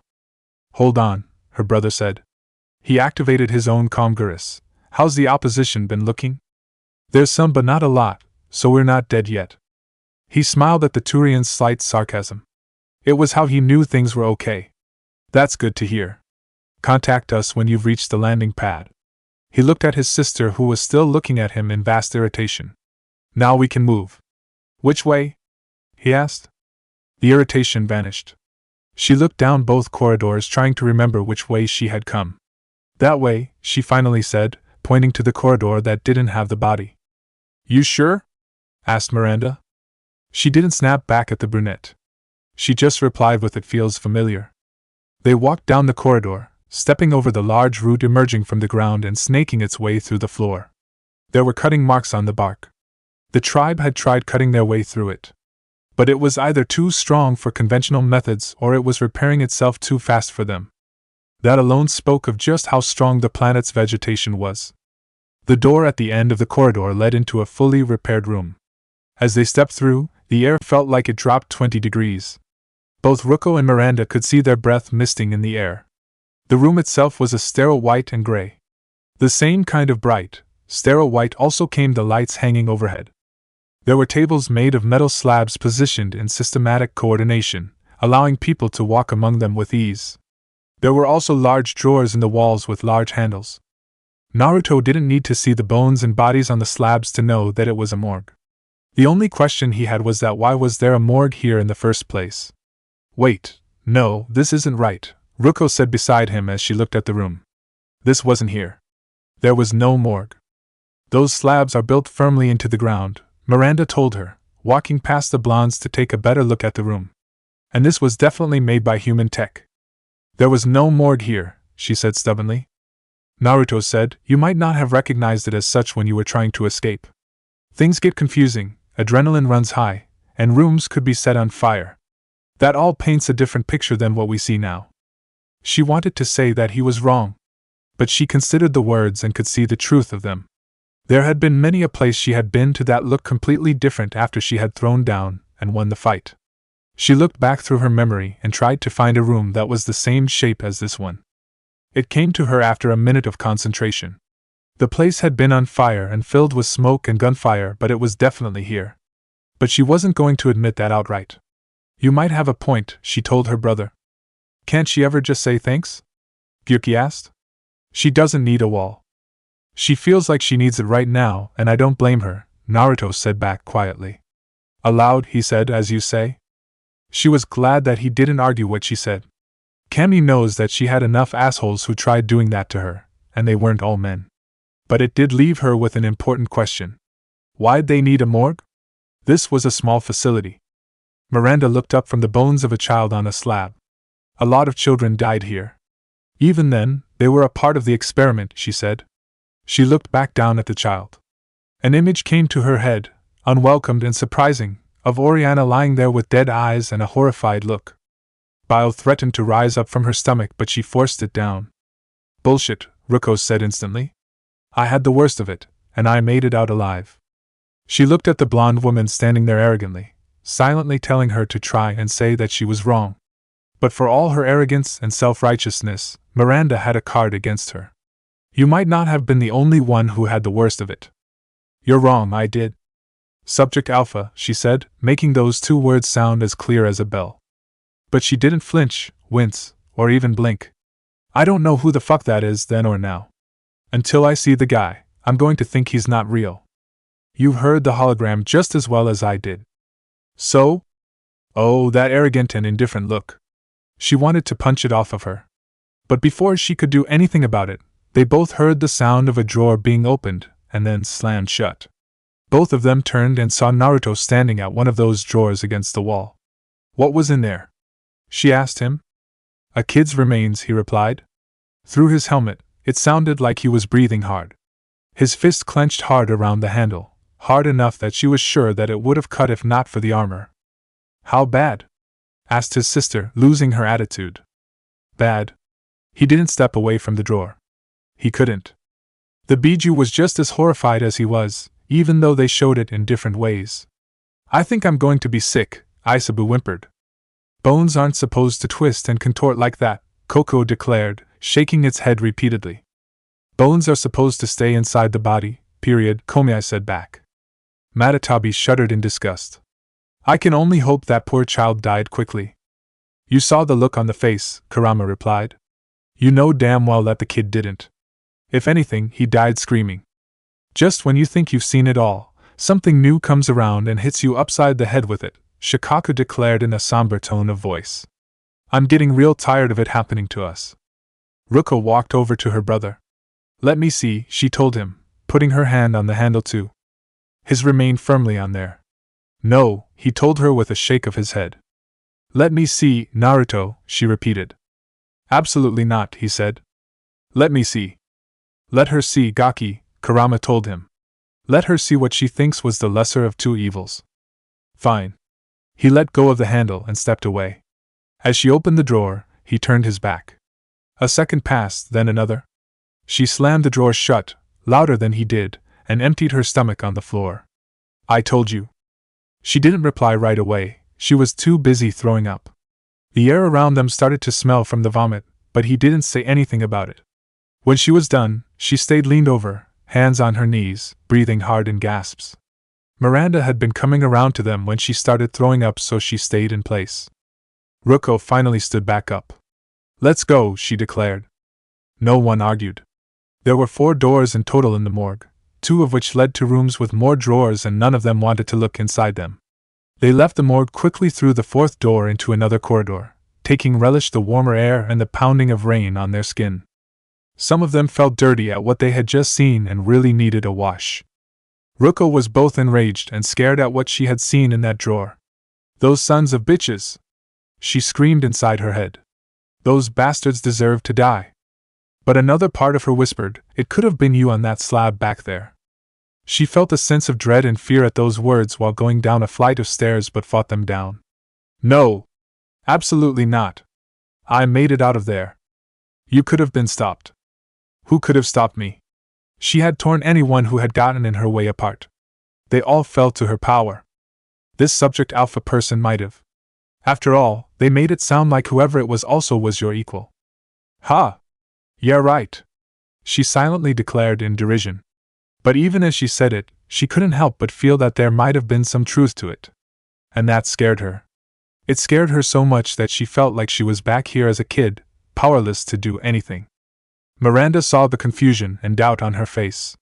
As they reached the bottom of the stairs and hugged the wall while Naruto looked around the corner, she leaned in close and asked, Are you okay? What's it to ya? She asked back, but with none of her usual snark or bite. You seemed conflicted. That's a nice way of putting it. But even she could admit that there was some truth to it. Fuck. I feel like I'm pissed off. I'm a dangerous bitch. But then I'm a little girl again. That didn't make any sense to her, and it just made her angrier. We're clear, Naruto declared, pulling his head back. They rounded the corner with their guns ready. You know what? Fuck it. It's complicated, she declared. Let's go plant that bomb. She was so ticked off at what had happened to her, and her feelings about it all, that when they suddenly came across a patrol, she took care of them all. She flared red and grabbed all 4 of them with her biotics. She hurled them from wall to wall with a vengeance, not changing her rhythm, if slamming guards to mush via walls could be called rhythm. Naruto saw that they were dead after a couple of minutes, but she kept slamming them into the walls. Are you going to do anything about this? Isabu asked him. The turtle still sounded like he was going to be sick. She needs to vent, he replied. He waited for a couple of more minutes before saying, All right, that's enough. She kept slamming them into the walls before finally stopping, letting the bodies fall to the ground with a splat. Now it's enough, she declared. He didn't argue or ask her what exactly she was doing. Instead, he just walked past her. She stared at his retreating backside for a moment, wondering why he didn't say anything about her temper. Come on, Miranda said, walking past her. Let's get a move on. She followed the brunette. You don't need to tell me that. It seems that I had to. Why else were you just standing there? She growled. Remind me to kill you one of these days. Miranda said noncommittedly. As they walked, they kept stepping over large puddles. The puddles ended up becoming a small stream that cascaded down a flight of steps. Ruko's first step almost made her slip and fall, if it hadn't been for Miranda grabbing her by the arm and stopping her. She pulled her arm out of her grasp, yet did not snap at her for doing that. Instead, she curtly said, "Thanks," and kept following her brother. The water flowed through the open door at the bottom of the stairs. Once they went through, the clean smell of it became mixed in with the smells of old must, old shit, and old death, giving them all a rancid smell. None of them asked why they were smelling these things because they could see the cells lining the walls. The smells grew more and they walked through the room, passing the cells. "So this is where they kept the kids," Shikaka said. "Or at least some of them," Kurama added. The door at the end couldn't have come closer any sooner. The other side was open to the air and thus the rain, soaking them again. They walked out onto a walkway that went around the room that had 2 fully grown trees bursting up out of the floor and a few tribe members on the ground. By the number of them, they looked to be 2 full patrol groups. One of them looked up and saw them. "Hey!" That was all he was able to say before Naruto leapt over the railing and descended upon them like a Shinigami. He brought down 2 with his guns before landing in their midst. He quickly stood up and held his guns by the barrels. And then, he went to work. He had no thoughts about using any jutsu, mostly because he was too angry to even consider the option. Everything he was seeing here made him loathe his own kind, and that was not pleasant feeling. It just made him angrier and want to lash out at anything that could be lashed out against. The tribe personnel were just a handy substitute, and he wasn't going to give them up. To them, in the moments before they died, he was just a dark blur or shadow. They tried shooting at him, but he was simply too fast.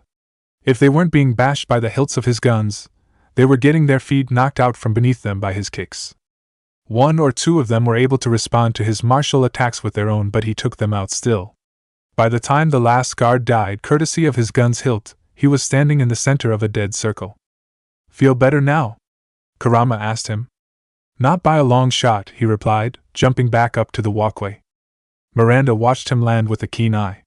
"Most impressive, Commander," she told him. "Akatsuki operatives could learn a thing or 2 from your fighting style." "Take it up with the Quarians, they already know it," he told her. She would have been curious about what he said if she hadn't remembered the Quarian they had met on Freedom's Progress. Instead, she was concerned. Before she could ask him, he spoke first. "Where's Ruko?" They both looked around and saw her standing in front of a large pane of glass further down the walkway. They went over to her quickly and saw the look of surprise on her face. "You okay?" Miranda asked instantly, not even thinking about what she had just said. Ruko stared at the glass, unable to look away. It was a 2-way mirror? All this time? She asked herself. "Ruko?" said the brunette. It snapped her out of it. She pointed at the glass. "My cell is on the other side. I could see the other kids out here. I screamed at them for hours, and they always ignored me." She kept looking at the glass until she finally tore her eyes away. "We're getting close." She all but ran down the rest of the walkway, urgently getting to the next door. She stepped through it, and came to a stop so sudden that Naruto and Miranda almost ran into her. "What is it?"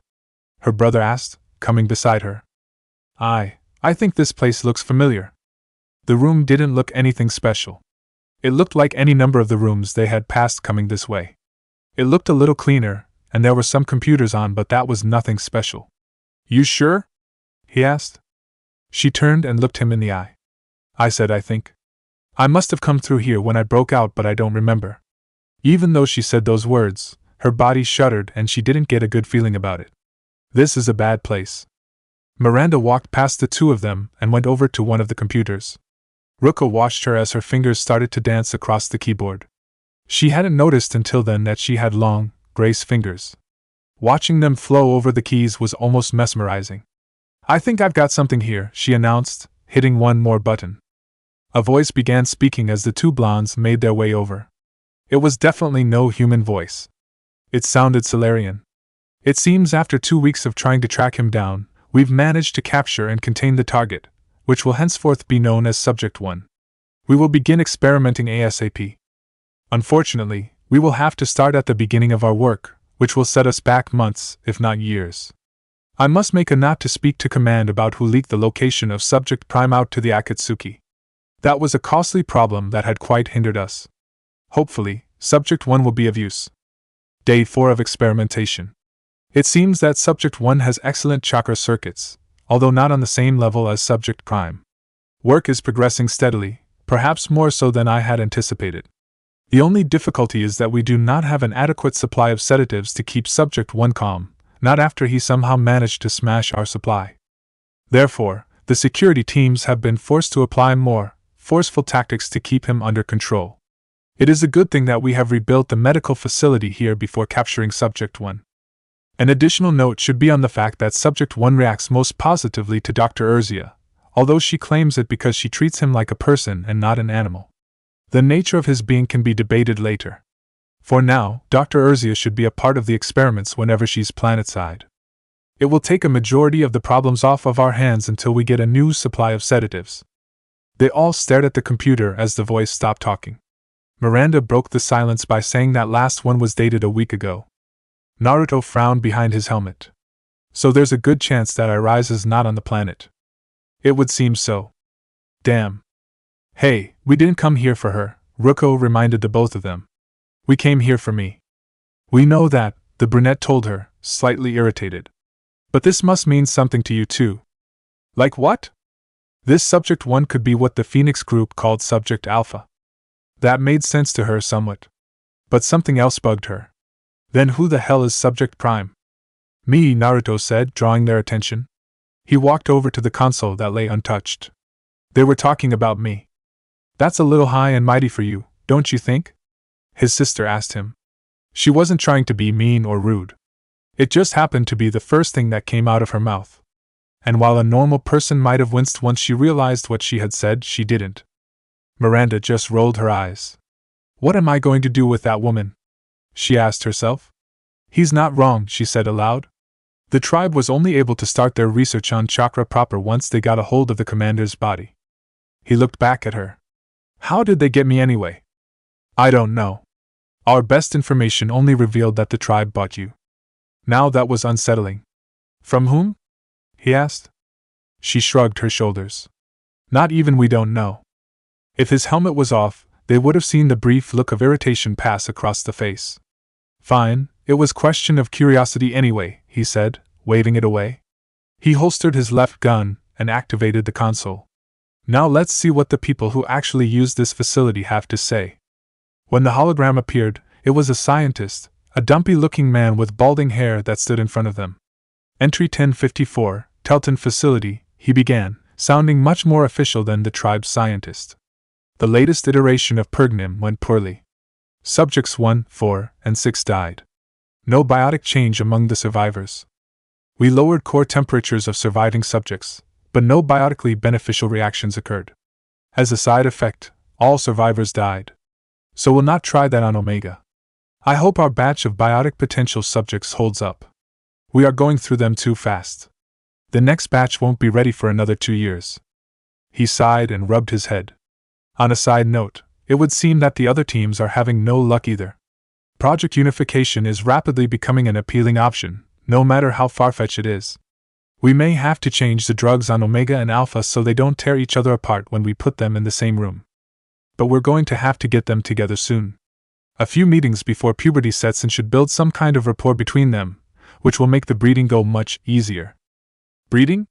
Ruko repeated as the hologram disappeared. Why can't they just say sex? Wouldn't it have been too hard? Her question seemed trivial once she said it, so she focused on what she knew. Anyway, this is bullshit. They weren't experimenting on the other children for my safety. It sounds like they were, Miranda told her. What she had just heard did not sound like the psychotic blonde was getting the short end of the stick here. She turned and glared at her. Fuck you, Miranda. I survived this place because I was tougher than the rest. That's who I am, and if you haven't realized that yet, you're dumber than I thought. She started getting angry about those words, but she also realized something else. That's the first time she's called me Miranda. It was a surprising thing to hear. What was even more surprising was that she liked hearing her name come out of Ruko's lips. I have realized that, Ruko. But even you have to admit that things aren't matching up with what you claim. The blonde stopped and considered what she had said. You might be right, she admitted. It jarred her teeth a little to say it, but it was the truth. I might not have known what was going on here, but that was hardly my fault. I mean, what the fuck was Project Unification? It was her brother who answered. They were talking about breeding you, Ruko. You were going to be used to make a baby with both chakra and biotic power. A sense of unease filled her up at those words when she knew it shouldn't. She had been used like that before, so she should have been used to it. But this was something that would have happened while she was still imprisoned for the Akatsuki. Who knows what they could have done to her? How would that even work? Miranda asked her brother. This whole facility was created to make a child with biotic and chakra capabilities possible.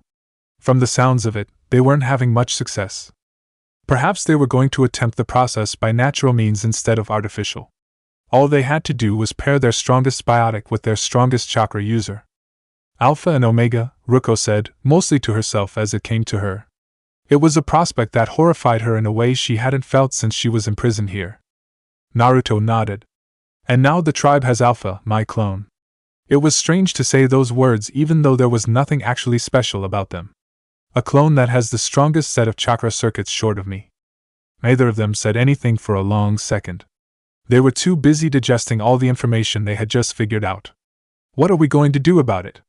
She finally asked him. Find him and get him out of here, he said instantly. He's our family. Normally she would have scoffed at such sentiment, calling it stupid and foolish. But she had changed since getting to know him. And while she didn't fully agree with him, she did say, we can do our best. There's still some more here, Miranda told them, activating the console. The same scientist appeared again, only looking more haggard and distraught. It's all fallen to pieces, he said over the sounds of chaos and screaming. All of the batches are rampaging, and while we've managed to get Alpha on lockdown, Omega is loose.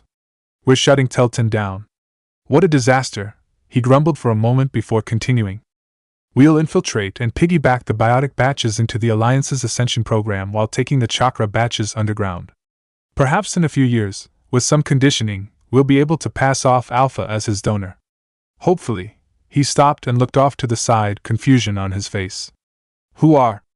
The confusion was replaced by a horrified look. Omega, wait! The hologram went dark after that. Ruko stared at where the man had stood, her breathing become labored and angry. Her hand clenched into a fist. They started up again somewhere? She asked aloud. No, they didn't, Miranda assured her quickly. The Ascension program is a school for biotic children. There is no Akatsuki involvement there. Well, aside from the occasional charitable donation, but she had a feeling that the blonde biotic would take it in the wrong way.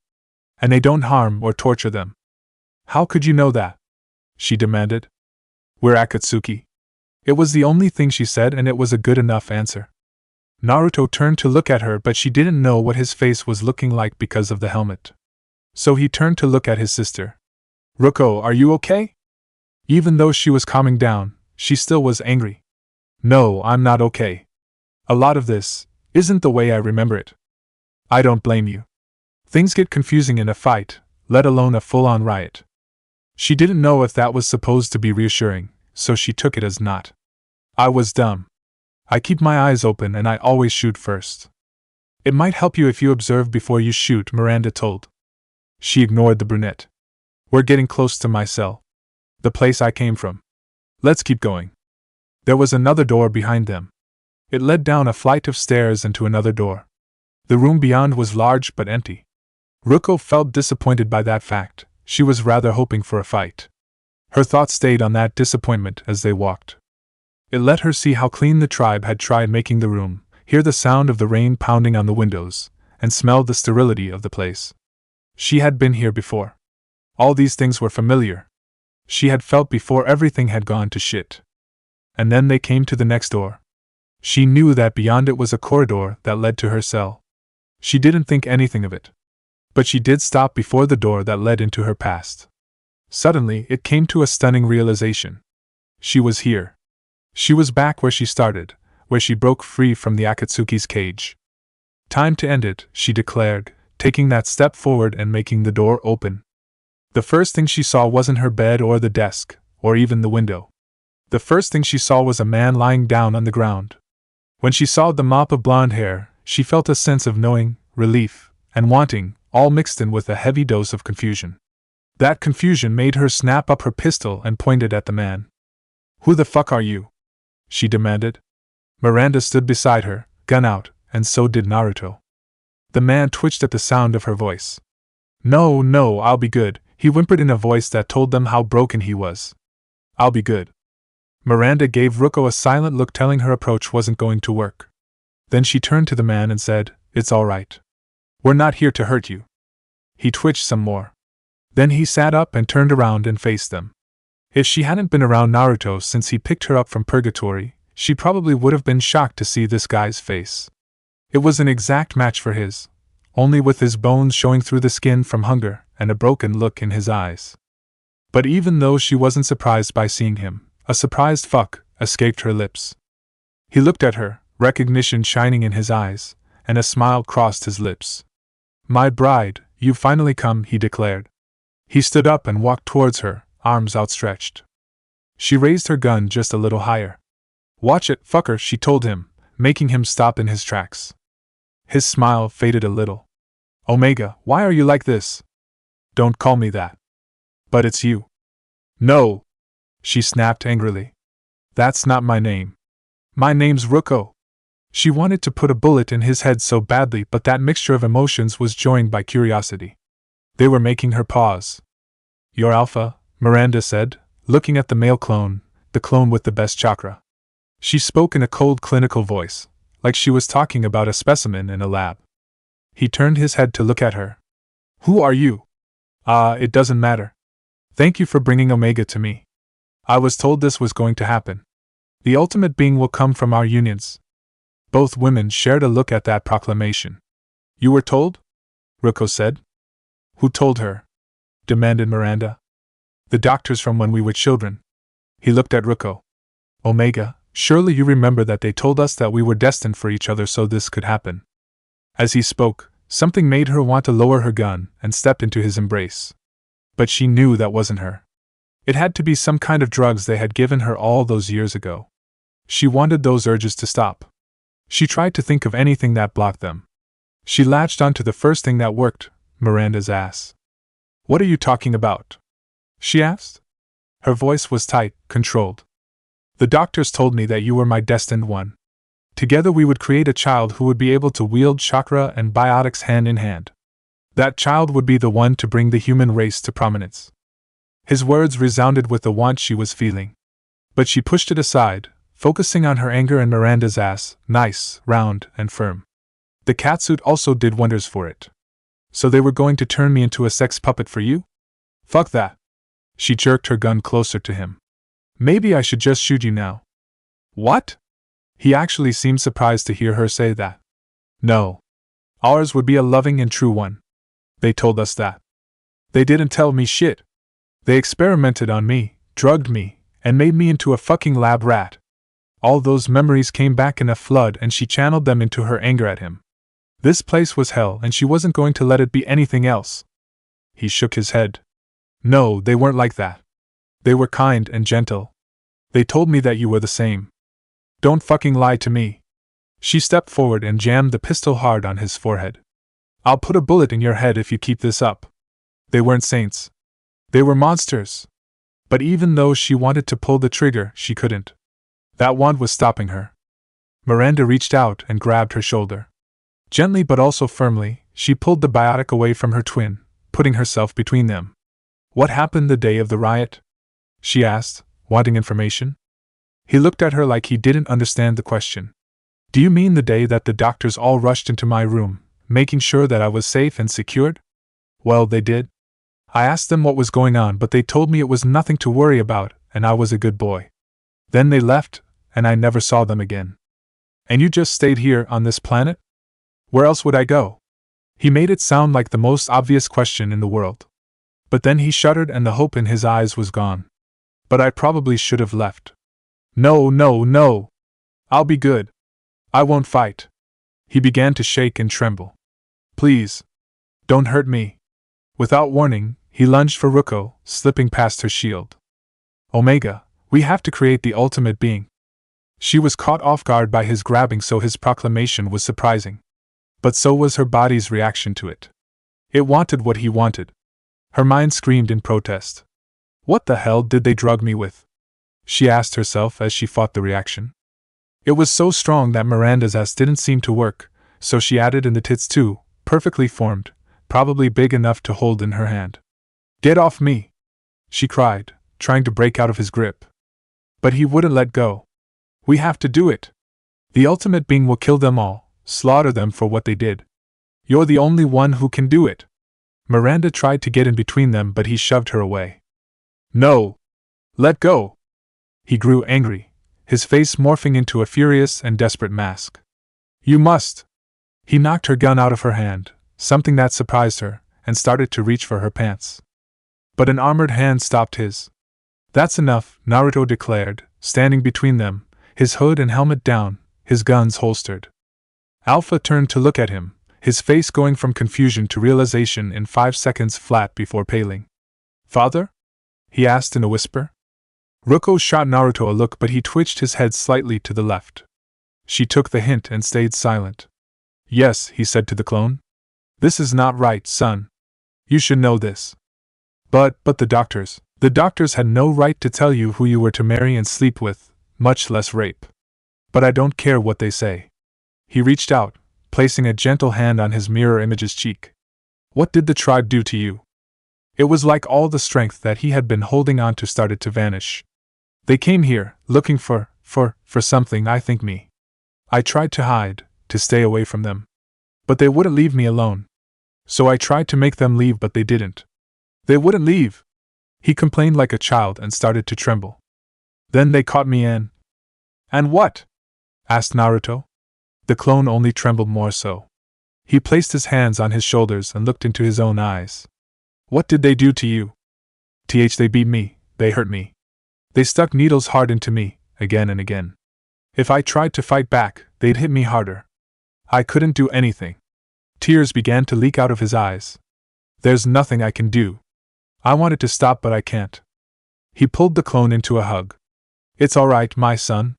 It's alright." "No, it's not. They'll keep coming back. I know they will. They won't stop. I can't do anything," he cried as he hugged his origin. "Please help me, father. Make them stop." Both Miranda and Ruko watched Naruto for a reaction. At first, he did nothing, only holding Alpha in his arms. "Is that what you want?" he finally asked, his face a neutral mask. Alpha nodded. "Yes.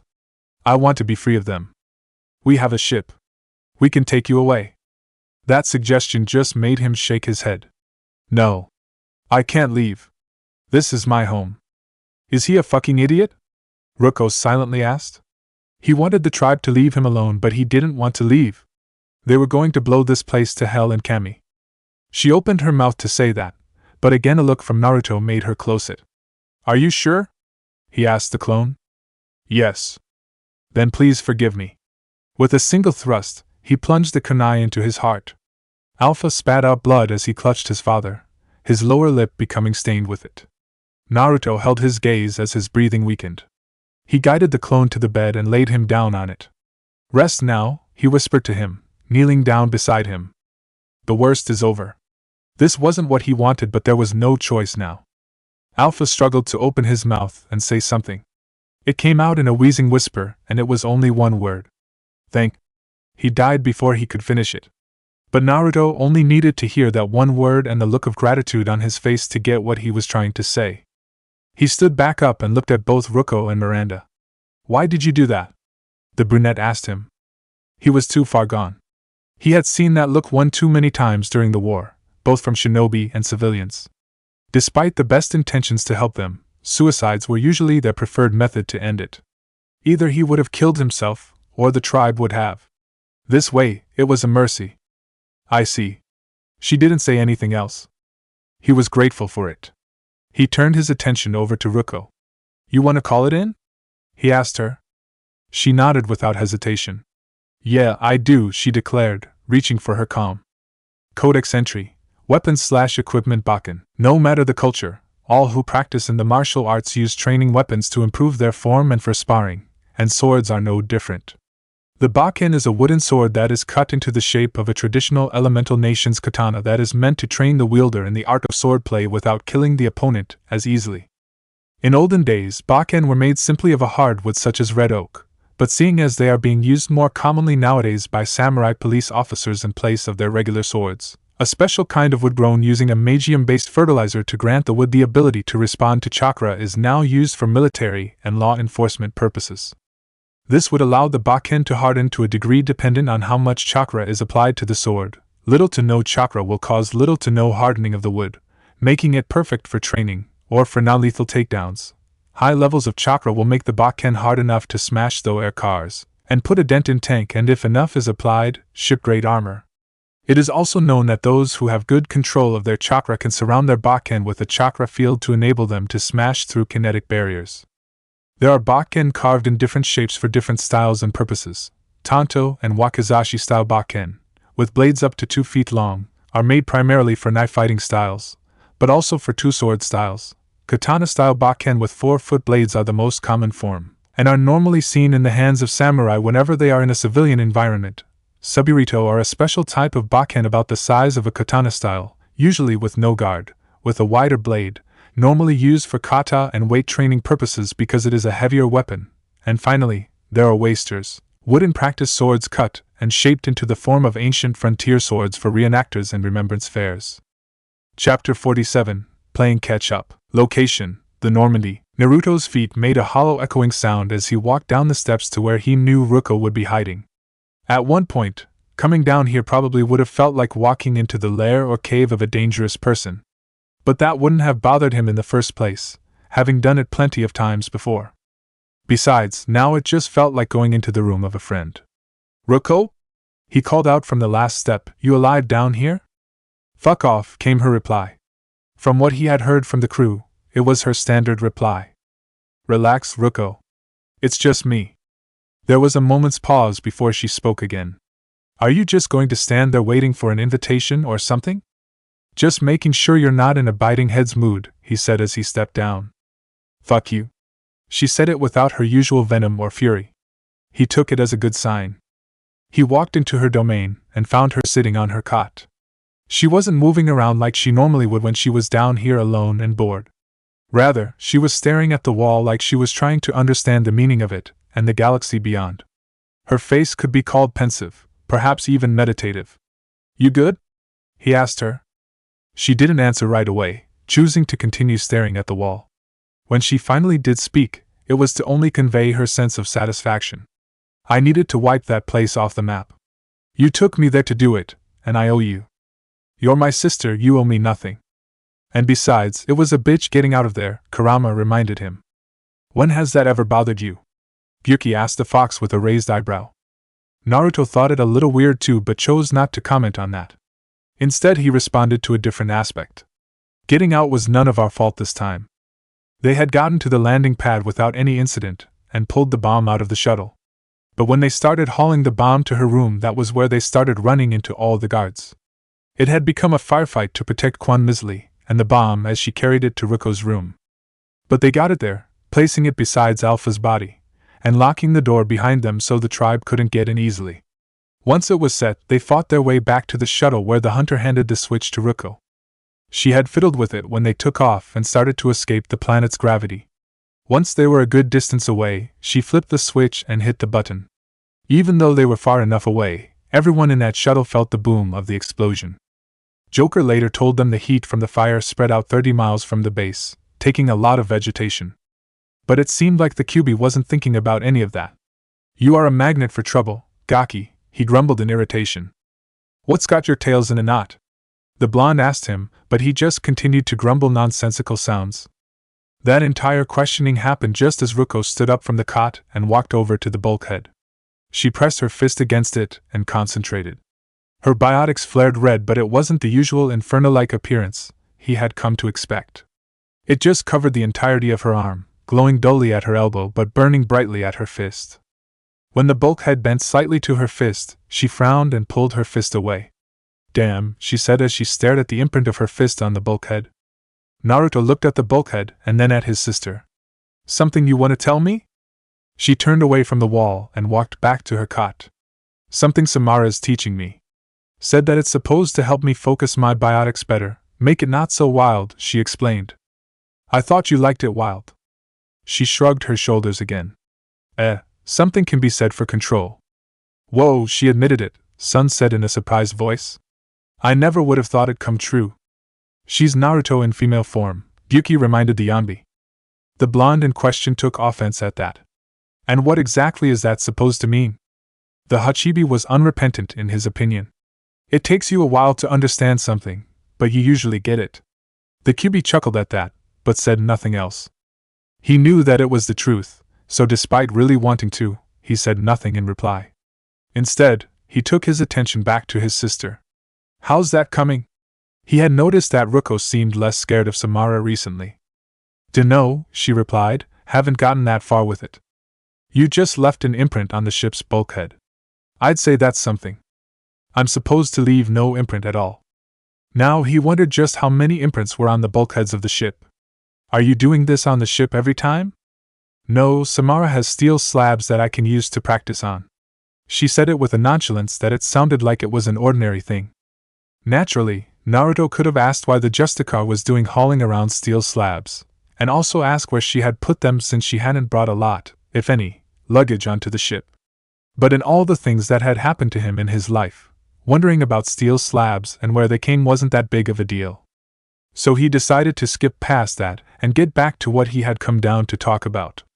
Are you sure you're good? He asked again. If she was trying to do practice techniques on the ship, he had a feeling that she wasn't doing that well. She looked back up at him. Look, I've read the books, okay? I know that I've got no right to say that I've been through worse shit than you. In fact, I'd say we're pretty much on the same level.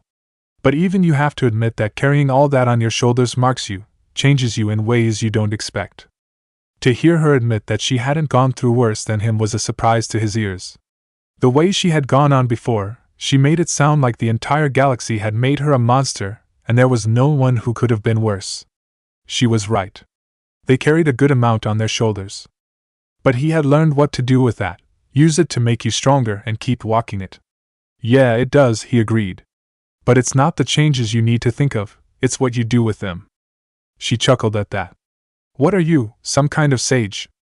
Some kind, he agreed. He technically was one since he had mastered senjutsu, but he hadn't used it in the longest time. Part of that could be blamed on the inhibitors, but it could also be blamed on him having enough time. Actually, have I tried using senjutsu to break the inhibitors? He asked himself. Not that I'm aware of, Kurama replied. I should try that soon. It might make the difference. Or it might not.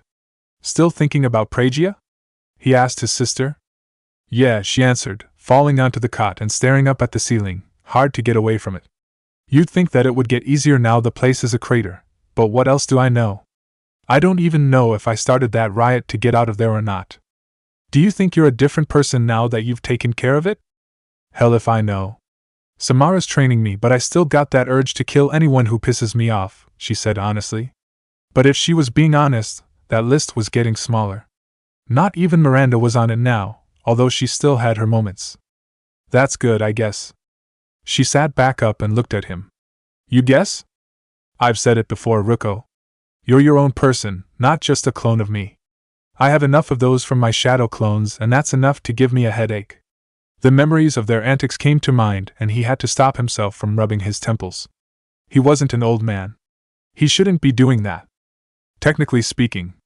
Shikaka started to say. Shut up, he ordered before the Tanuki could go where he wanted to go.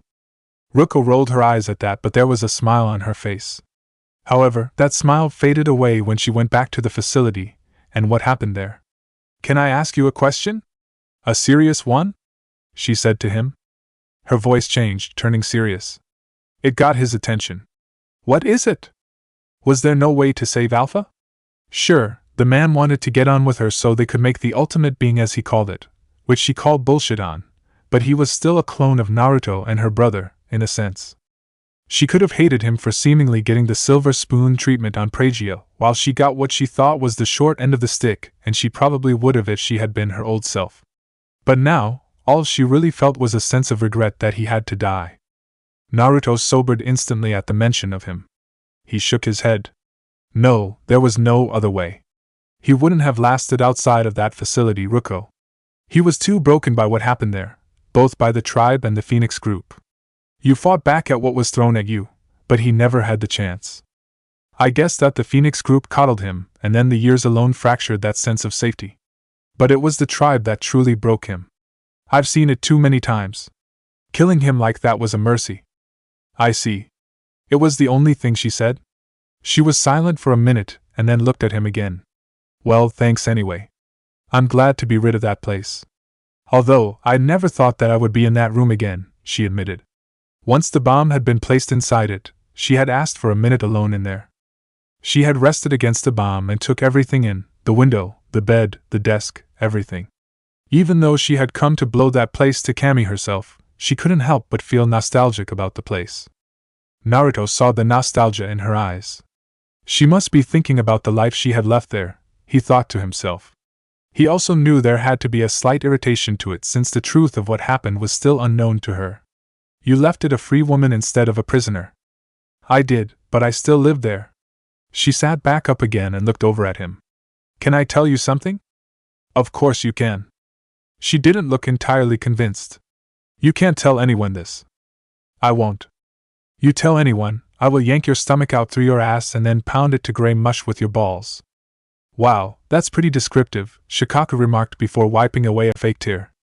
Our little psychopath has come far. I'm so proud of her. You would be, Kurama muttered. Ruko, there's no need to threaten me with that kind of stuff, Naruto told his sister sternly, his expression matching his voice. Then both vanished, replaced with a reassuring smile. It's me, remember? She knew that and she was glad that he was there, him and his aura of safety, although she wasn't going to tell him that outright. This was a little embarrassing, but since it concerned him, she felt like he could be told. They told me about you, back in the facility.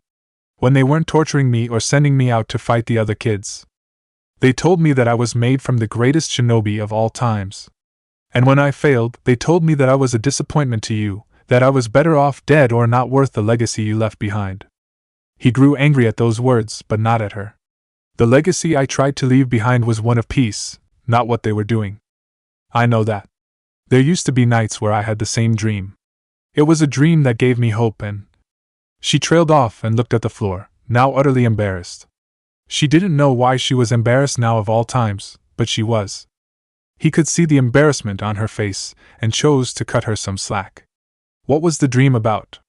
He asked, skipping over all she was feeling about it. She looked up, still a little embarrassed, but told him about her dream.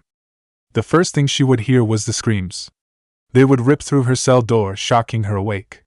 The more they continued, the louder they became, as well as the gunfire. She would never understand what the screamers were trying to say. It didn't matter. All that mattered was the fact they were coming closer. She would clutch at her scratchy thin blanket, unable to take her eyes off the door.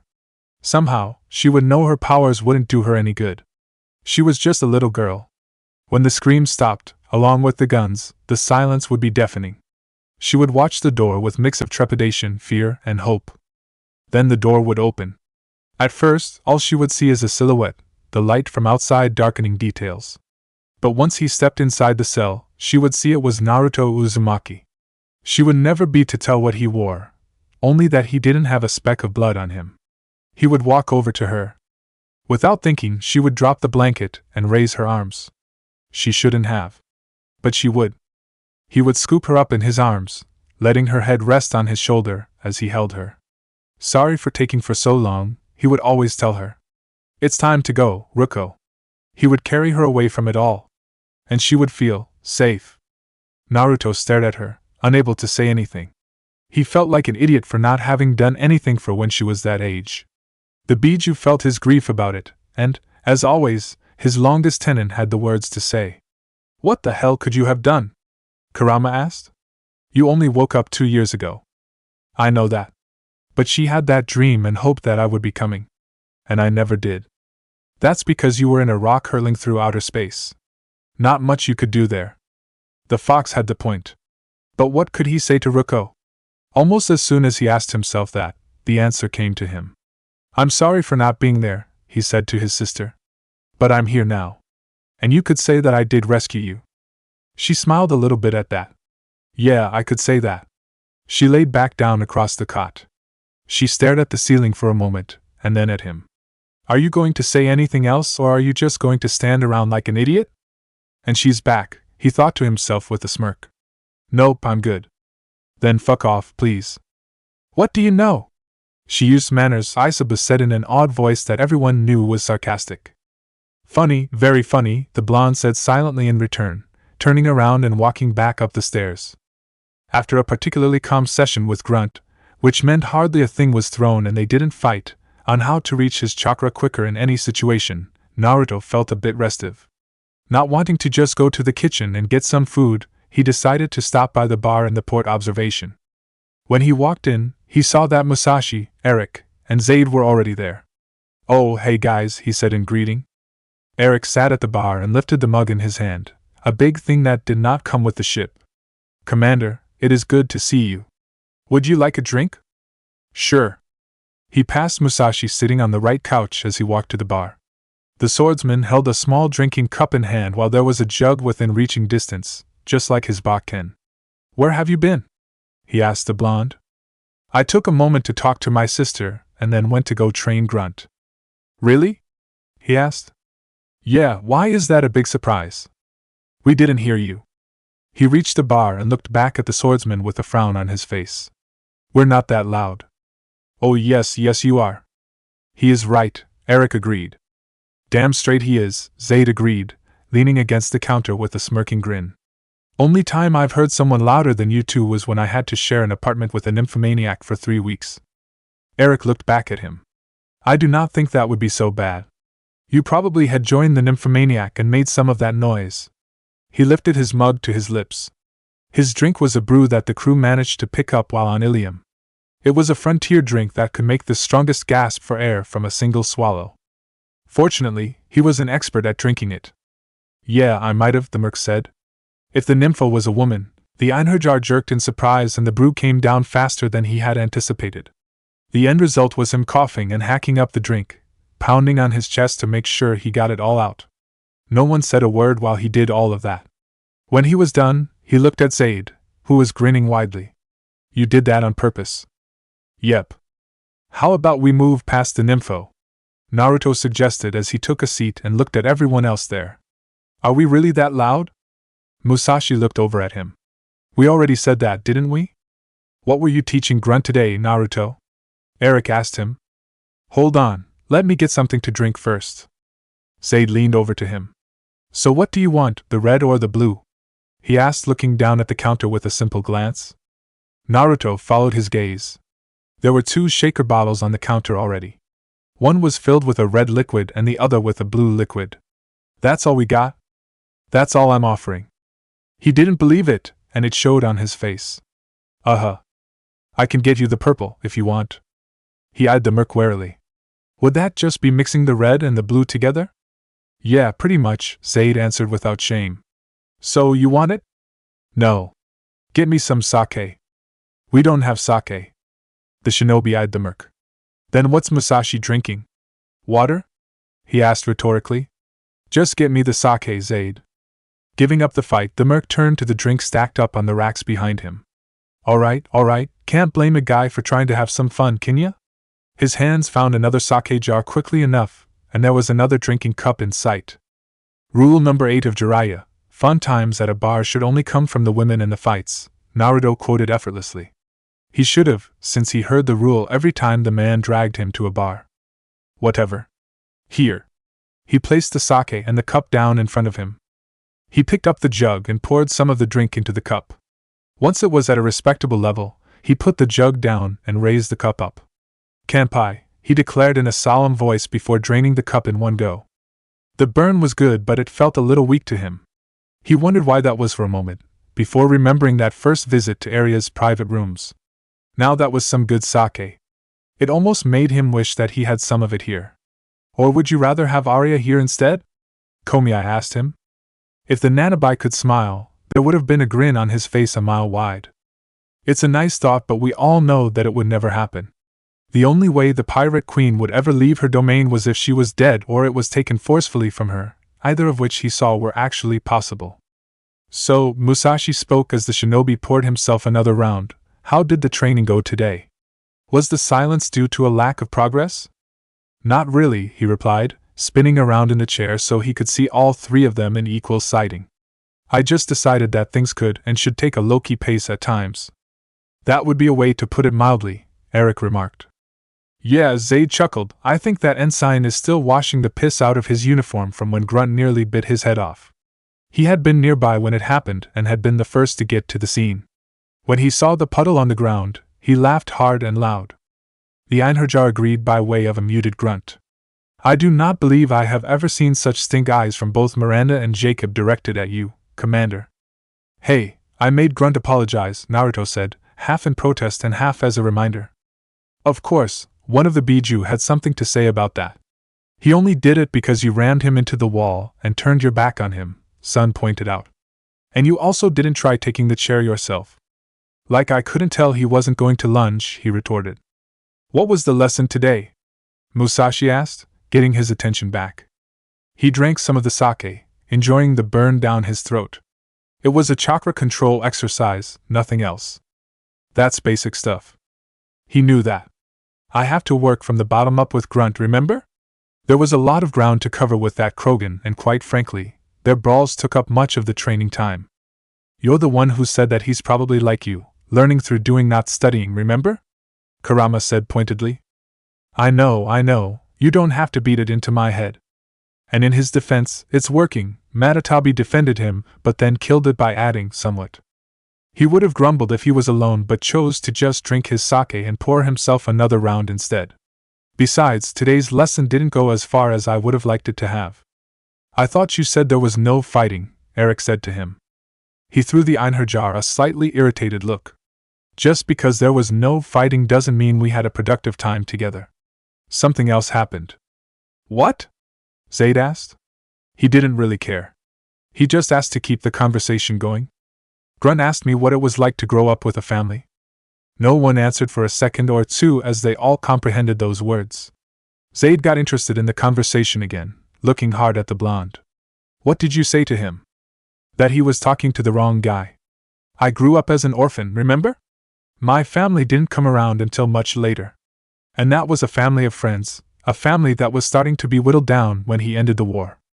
Don't be melodramatic, Kurama all but ordered him. What he'd say back? Eric asked him, getting his attention. That, he could answer easily. That it was better than what he had gotten. Then it just turned into a lecture about how he had a family amongst the ship and that he should know that. Musashi grinned. Yes, he is a part of the Normandy clan. Naruto couldn't help but groan at that. Could you not call it that? Why? It's applicable, he pointed out. We are on the Normandy, and thus we are a part of the Normandy clan. Why should we shy away from it? Eric thought about it as he drank. It was a plausible thought, but there was also something that could stop it short. Would the State Route 1 Normandy crew be the Normandy clan? He asked aloud. If there was a group of people who already had the name, they couldn't well have it. There can be many groups of people who share the name of something. Look at the Sannin and the generations that came from it. He froze with his cup halfway to his lips. He only remembered who he was talking to a second after the words had come out of his mouth. Sorry. That came out wrong. Naruto wondered who exactly he was apologizing to. Was it to him or to Eric? If he had to bet, he would have said Eric since they had known each other longer than he had. His bet paid off when the Einherjar replied, Think nothing of it, Musashi. Zaid looked a little confused and was irritated by that confusion. What's an event 2,000 years ago got to do with him? He asked, jerking his head at the giant blonde. He doesn't know? The shinobi amongst them thought. I doubt very much that Eric would go around telling where he comes from to everyone, Kurama said to him. I am descended from those who were responsible, Eric told the merc bluntly. Never mind. Zaid looked a little less confused but still irritated. Could you be a little more specific here? That's not much to go on. He returned his attention to his drink, taking a long swing from it. I do not feel like telling you, he finally said, putting the mug down on the counter. It was completely empty, which meant he wanted only one thing now. The merc-turned bartender looked at the mug and then at him. You know I could refuse you until you answer, right? And you know full well I could bash you over the head with this mug, and it is you who will be broken, right?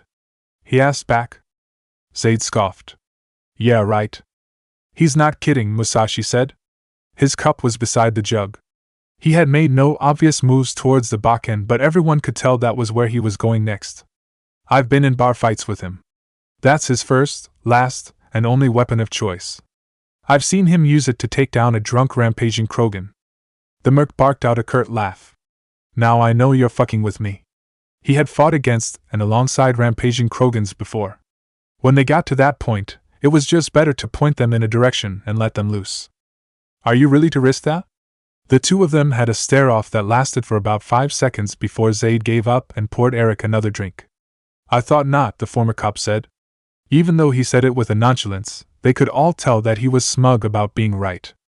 Zaid was severely tempted to stop and throw out what in the mug just to spite him. But one look at Eric and his gut told him to not even try it. So he kept on pouring until the mug was full. Eric took it with a pleased sound and drank deeply.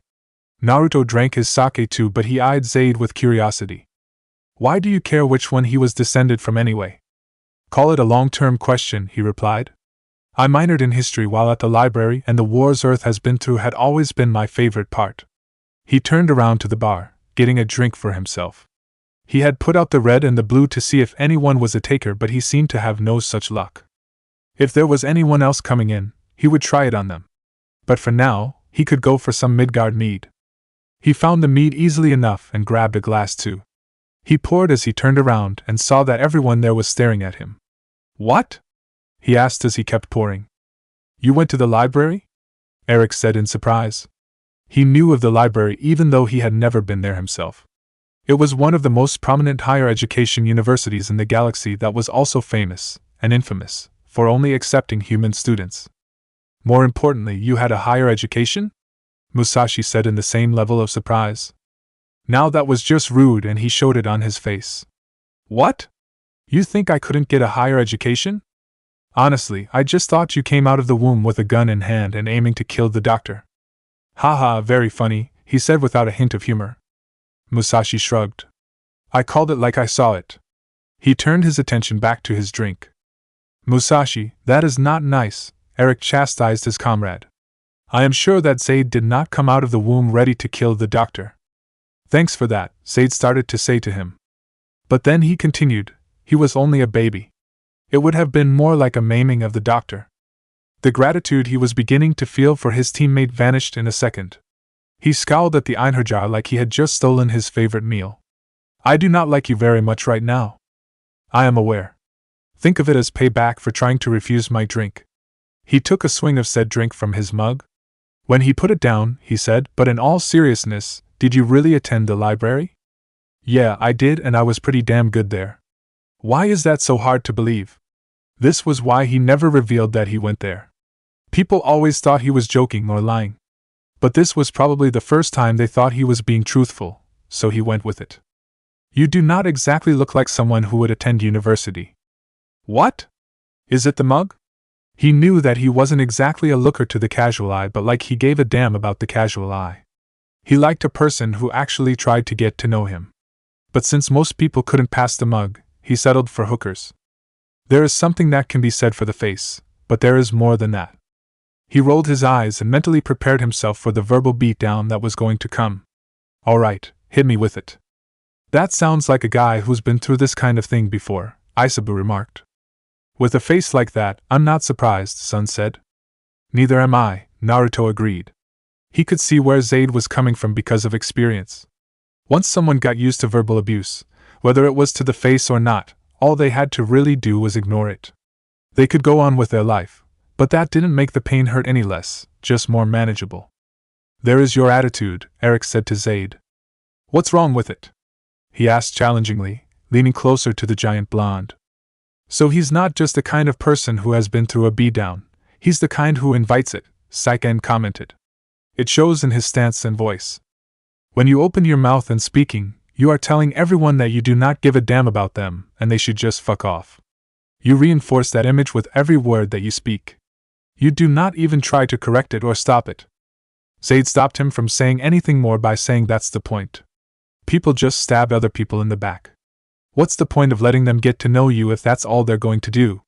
You're better off driving them away before that happens. Naruto heard those words, but he didn't see Zaid standing behind the bar. He saw Zabuza, Gaara, and everyone else who had said those same words to him. It all meant the same thing. Something bad happened to him. So work your magic on him then, Kurama told him. Pardon? he asked, confused. Don't give me that crap, Gaki. You've done this kind of routine how many times now? Just get it done with and make him change his mind already. You make it sound like I can do it in a single second. Usually he had to go through a beating and a fight, not necessarily in that order, before it could happen. He wasn't some kind of god who could change people's minds in a blink of the eyes. It took work. But the fox didn't seem to care. Whatever, just get to it already. I will do it in my own time, thank you very much. He poured himself another drink and took it all down. If that was the case, Zaid, you wouldn't be here at the bar talking to us. Don't kid yourself, Uzumaki, the merc said shortly, turning his attention to the drink in hand. This ain't me opening up. This is me having a conversation. That's all there is to it. You're wrong. He drank what was in his cup with an air of nonchalance that was very well practiced. Trust me, I'm not. The blonde shinobi's stubborn nature was beginning to rise up to the surface. You are. Zaid turned his attention to him, placing the cup down on the counter challengingly. I am not. There is no need to fight amongst ourselves, Eric told them both before they could go even further. When they both looked at him, they saw he was holding his mug like he meant to use it. How about we get back to the actual topic at hand here? Musashi suggested. Zaid being at the library. All eyes turned to the merc. He could tell what they were thinking.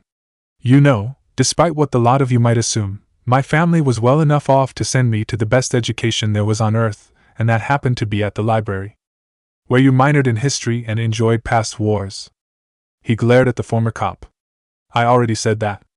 Which wars got your interest? Naruto asked him. He looked at the smaller blonde at the bar. Sorry to burst your bubble, Commander, but the Fourth Shinobi World War was not one of my interests, either were the first 3 world wars. Hell, calling them world wars is a serious misdemeanor. Oh, okay. Now you have hurt his feelings, Zaid, Eric said accusingly. That was simply uncalled for. Zaid looked at him like he didn't give a damn, which he didn't. It's the truth and I'm not about to change it. Don't worry, Eric, the shinobi told the Einherjar while he poured himself another drink. I'm not hurt. He just said the naming was wrong, as stupid as that is. He drank his cup, paused, and then continued. If he had said it was insignificant, then he would have been in trouble. Way to hit it home, Saiken told him. That had been the idea. The merc was looking at him with a wary eye, which was what he wanted. The last time someone tried to write that war off as insignificant, he had shown the man just what happened in that war. Don't worry, Zaid finally said. I'm not that big of an idiot. He did, however, want another drink a lot at that moment. He poured himself another, drank it, poured another, and drank that one too. Thank you? His somewhat serious mood disappeared and he returned to enjoying the relaxed atmosphere. So, what exactly had your interest then? Glad to see the mood gone, he was only too happy to provide the answer. The wars that I liked were the ones that involved multiple nations, like the War of 3 Flags, the Long War, the Sea Emperor's Expansion Wars, the War Around the Mountain, stuff like that. The War Around the Mountain? He repeated. That didn't sound like a war to him. It sounded more like the beginnings of a bad joke. Yeah, that was one of Earth's more weirder wars, the merc admitted. While it's not as weird as the Fandral War, it's still up there. What happened? He opened his mouth to speak, only for the intercom to come on with Joker's voice. Commander, where are you at? The pilot asked. Oh, come on. Komiai protested. He was just about to tell us what happened. 2 minutes, that's all we need. Isabu shouted. Just 2 minutes. All right, I get it. Naruto told them. He was just as irritated as they were, but that didn't mean he lost his head about it. What is it, Joker? Miranda's looking for you, says she wants to talk. That could mean a whole slew of things. He wasn't going to just leave here because she wanted to talk. Talk about what? He asked. She didn't say. Of course she didn't. He turned back to his drink and poured another cup. Tell her I'll see her when I see her. Commander, she's pretty insistent. Like that would be enough to move him. I'm busy. Commander, Joker, I'm not moving. He drank his sake just for the emphasis, even though the pilot couldn't see him. Commander, please. If you don't go, she's going to come find you and she's going to look at me first. Is he actually whining? Matatabi asked with surprise. It sounds like it, Shikaka said. Geez, it must be serious if he's whining.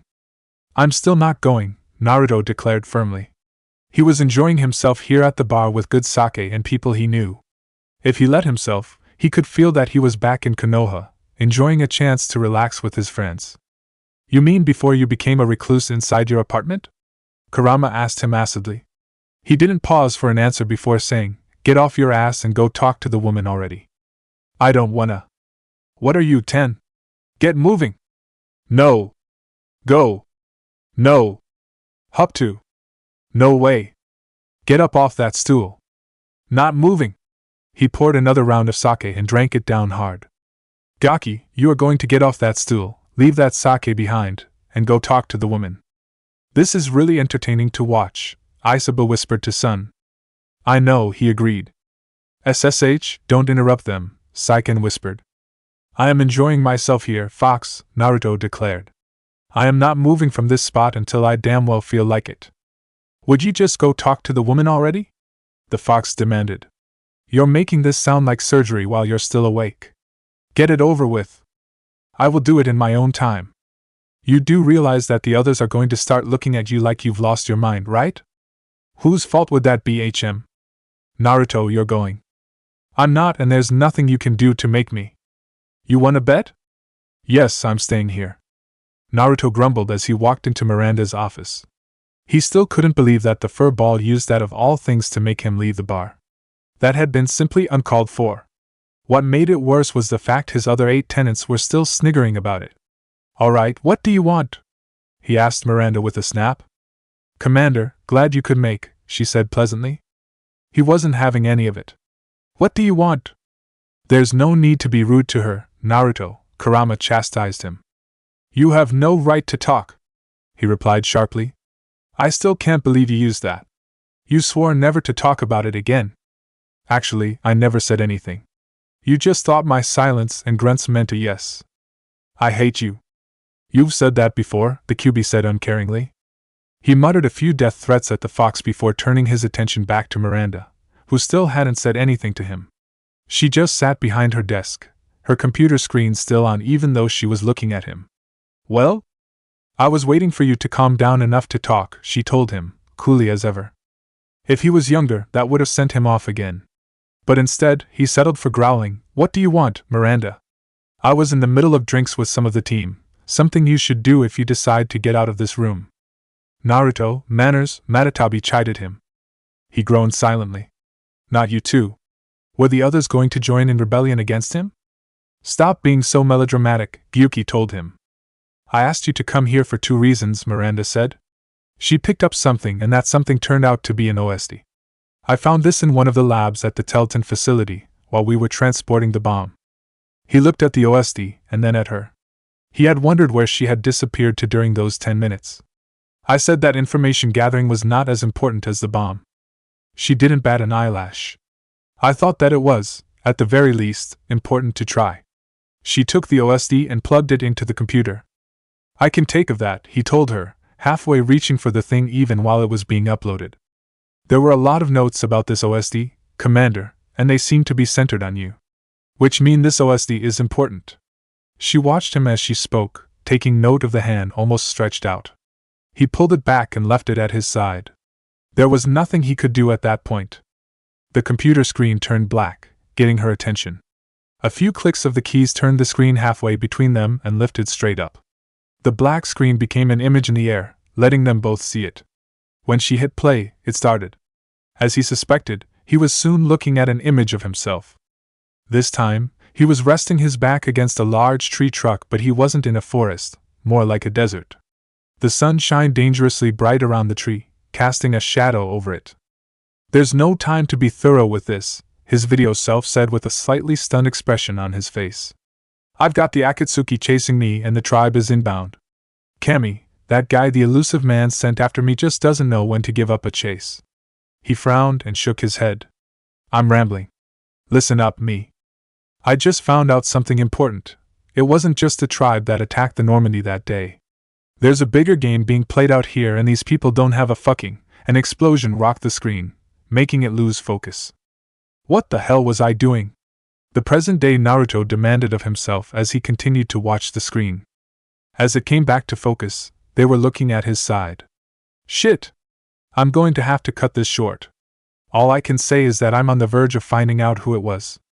I just need to get rid of these guys and get off planet safely. Just keep doing what you're doing. A hand came into view and the screen froze. Miranda pulled out the OSD and looked at him. Care to explain? She asked the shinobi standing before her as her computer went back to its normal positioning. I'd rather not, he replied, thinking over what he had just seen. It hadn't been much, and it was just as cryptic as the other messages. The only thing he got out of it was that day something else happened, something he didn't know before. Why? She asked him. He gestured at the OSD in her hand.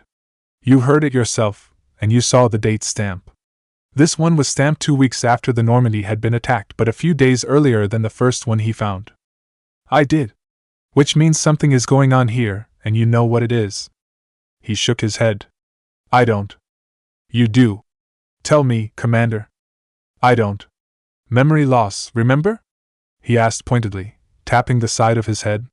And besides, it sounds like the tribe wasn't the only group after me during that time. It's a lie, she declared in a firm voice. He matched her voice with his own. Is it? It is. The Akatsuki wasn't aware that the tribe had you until the elusive man's informants told him, and he passed on the information. Once he did, we moved heaven and hell to find you. He looked down at the screen and the OSD in her hands. And yet, we just heard me saying otherwise. Between a group I don't like and myself, I'd believe myself. Then you would be lying to yourself, she said stubbornly. Tell me what's going on. I don't know. And even if I did, I would only tell those I trust my back to. Those words had been burned into his memory ever since he saw the first video. It was what made him wary of most things around him now. He knew that he could trust most of his team, Joker, and the majority of the crew, but there was only a few of them that he would trust his back to. And so far, Miranda wasn't one of those people. Haven't I earned your trust yet, Commander? She asked him. He looked her straight in the eye. Do you trust the Akatsuki more than me? She didn't even think to pause before answering that question. Yes. But I do trust you. That's not enough. He was getting agitated and wanted to talk about something else. If they kept talking about this, they were probably going to start something that they would both regret in the end. What was that second thing you wanted to talk about anyway? How is Ruko doing? She asked, the irritation and suspicion on her face giving way to concern and, dare he say it, worry. Naruto could admit that he was a little surprised to hear such words from her. But he was also happy to see that the two of them were beginning to lose their preconceived notions about each other. Haven't you gone to see her yourself? He asked her. I've been busy. The lie came off her tongue so easily and so smooth, someone else would have thought that she was telling the truth. But he knew that it was a lie and was exasperated by it. Bullshit, Miranda. Why haven't you gone to see her? There was a brief flicker of irritation across her face at being outed so quickly. It was brief and soon gone. There are things to be taken care of on this ship. I can't abandon my duties, Miranda. He cut her off before she could keep on lying. Tell me the truth. Why haven't you gone to see Ruko? He waited for a second. She didn't answer. She also couldn't look him in the eye. Is it because you're scared to go see her? She still didn't answer right away. The fact was he had it right on the spot. She was scared to go see Ruko. She had seen a different side to the blonde biotic in that facility. She had seen the remnants of that scared little girl who had been tortured there. Ruko might have held herself tough for all to see, but Miranda had seen her vulnerable. Who knows what would happen to the both of them if she went down to talk to her after seeing that? But that wasn't the only reason. Something about her opinion of the blonde was changing. And she found that she didn't like it. She kept thinking about her at the most inopportune moments. She caught herself staring at her when she passed by. And despite the foul attitude that oozed out of her mouth every time she opened it, the brunette found that she was beginning to enjoy the little arguments they had. But why was all this happening to her now? A thought came to her, almost traitorous with its whisper. Perhaps the commander was right all this time. She stopped herself before she could even think to continue with that line of thought. She could not condone it. She would not let it go any further. To do so would invite disaster, she just knew it. So she stuck with what she had. I've been busy. But he wouldn't have it. I already told you to tell me the truth. Don't lie to me about this. It's Ruko we're talking about here. She remained silent, having said what she wanted. She hoped that he would give up on it. He stepped away from her desk, sighed in what sounded like defeat, but then looked up. Eddie. Commander? The ship's AI asked, appearing as her usual blue orb form on her desk. He readjusted his eyes. If Miranda doesn't get out of her chair within 10 minutes to go talk to Ruko, remind her to do so. Disregard that, EDI, Miranda said instantly. He eyed her, but she didn't budge. It would have been pointless either way. He might be in charge of the ship, but the AI answered to her. Nice try, Commander. But it won't work. Never mind, EDI, he said. Go back to whatever it was you were doing. Farewell, Commander, she said before vanishing. The brunette watched the blonde, wondering what his next move would be. She was certain that whatever it was, she would be able to counter it. Joker, he said, looking up at the intercom on the wall. Why would he call the pilot? That made no sense and thus made her extra wary. Yeah, Commander? Replied the pilot. He looked back down at her. If Miranda's doesn't get out of her chair in 5 minutes to go talk to Ruko, nag her until she does. What? She thought on reflex. She hadn't thought that he would go to the pilot right away. She had thought he would have tried some other method, one that she could have easily countered. But she had barely considered the pilot. Calm down, Miranda, she told herself. This is not something to panic about. You can find a way out of it. And it seemed like the pilot would be unconsciously helping her. Commander, did I hear you right? You did, Joker, Naruto said, not breaking eye contact with her. Well, two could play at that game. You want me to nag your XO? I just said that. I know. I just wanted to make sure you were giving me a death wish, that's all. He rolled his eyes at that. She's not going to kill you, Joker. Who else is going to fly this ship? There are replacements, she thought to herself, not letting him know that. No need to make things worse. I've seen the video footage of her fighting. You'll have to forgive me if I don't believe that's going to happen. She had him beat. She knew it, and he should know it too. He should just give up already. If she wanted to go see Ruko, she would. But no one would make her do it. That was why she had asked him. It was less troubling this way. Joker, she's on a different deck than you are and you have control of the elevators. Wait, what? Oh yeah, I forgot about that, the pilot said over the intercom, relief flooding through his voice. That makes it a lot easier on me, doesn't it?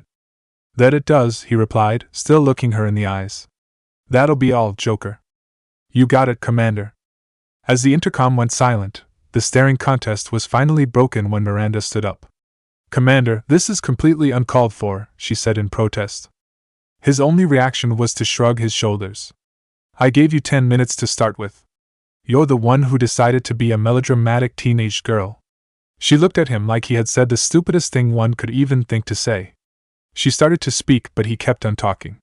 Spare me, Miranda, and go talk to Ruko already. Commander, Miranda, he cut her off. I am not going to tell you to get off your butt and go talk to her. I've given you 5 minutes so you can finish up your work. But you will go and talk to her. He ended the conversation right then and there by walking out of the room. Did that feel good? Isabu asked him as he walked through the door. It did, yeah? It felt like he was actually doing something with the two of them. He walked over to the elevator, wanting to head back down to the bar. Help me, old man, my host has become a matchmaker, Kurama groaned loudly. The shinobi felt insulted by that term. I am not a matchmaker, he protested. He had seen matchmakers back in Konoha and either who they brought together didn't work, or it just wasn't pretty. Then what the hell do you call all of that? Helping two people get over their differences so they can see that they like each other. The answer came so easily to him he wondered why he thought of it. Then he remembered that he had heard it from Ino, who had been a budding matchmaker before he ended the war. A wave of horrified realization washed over him. Cammy, help me, I am becoming a matchmaker. See? He tried not to panic. Things weren't probably as worse than he was making them sound. There was probably a good reason for what he was doing which didn't involve words that usually came from the lips of matchmakers. But as he tried to think of them, he found that they all came from the lips of matchmakers. Oh Cammy, he thought in despair. Calm down, I'm not a matchmaker if it's only one, right? One is usually all it takes, Gyuki told him. And technically speaking, this would be your second one, Koko added. He almost lost his head at that. What? He practically screamed inside his head. Well, what would you call Maya and Liara? As much as he wanted to argue that point, he couldn't. The facts all lined up just a little too perfectly. Dear Kami in heaven, help me, please, he begged. He was turning into a matchmaker before his very eyes. Shikaku started to preen. Thank you.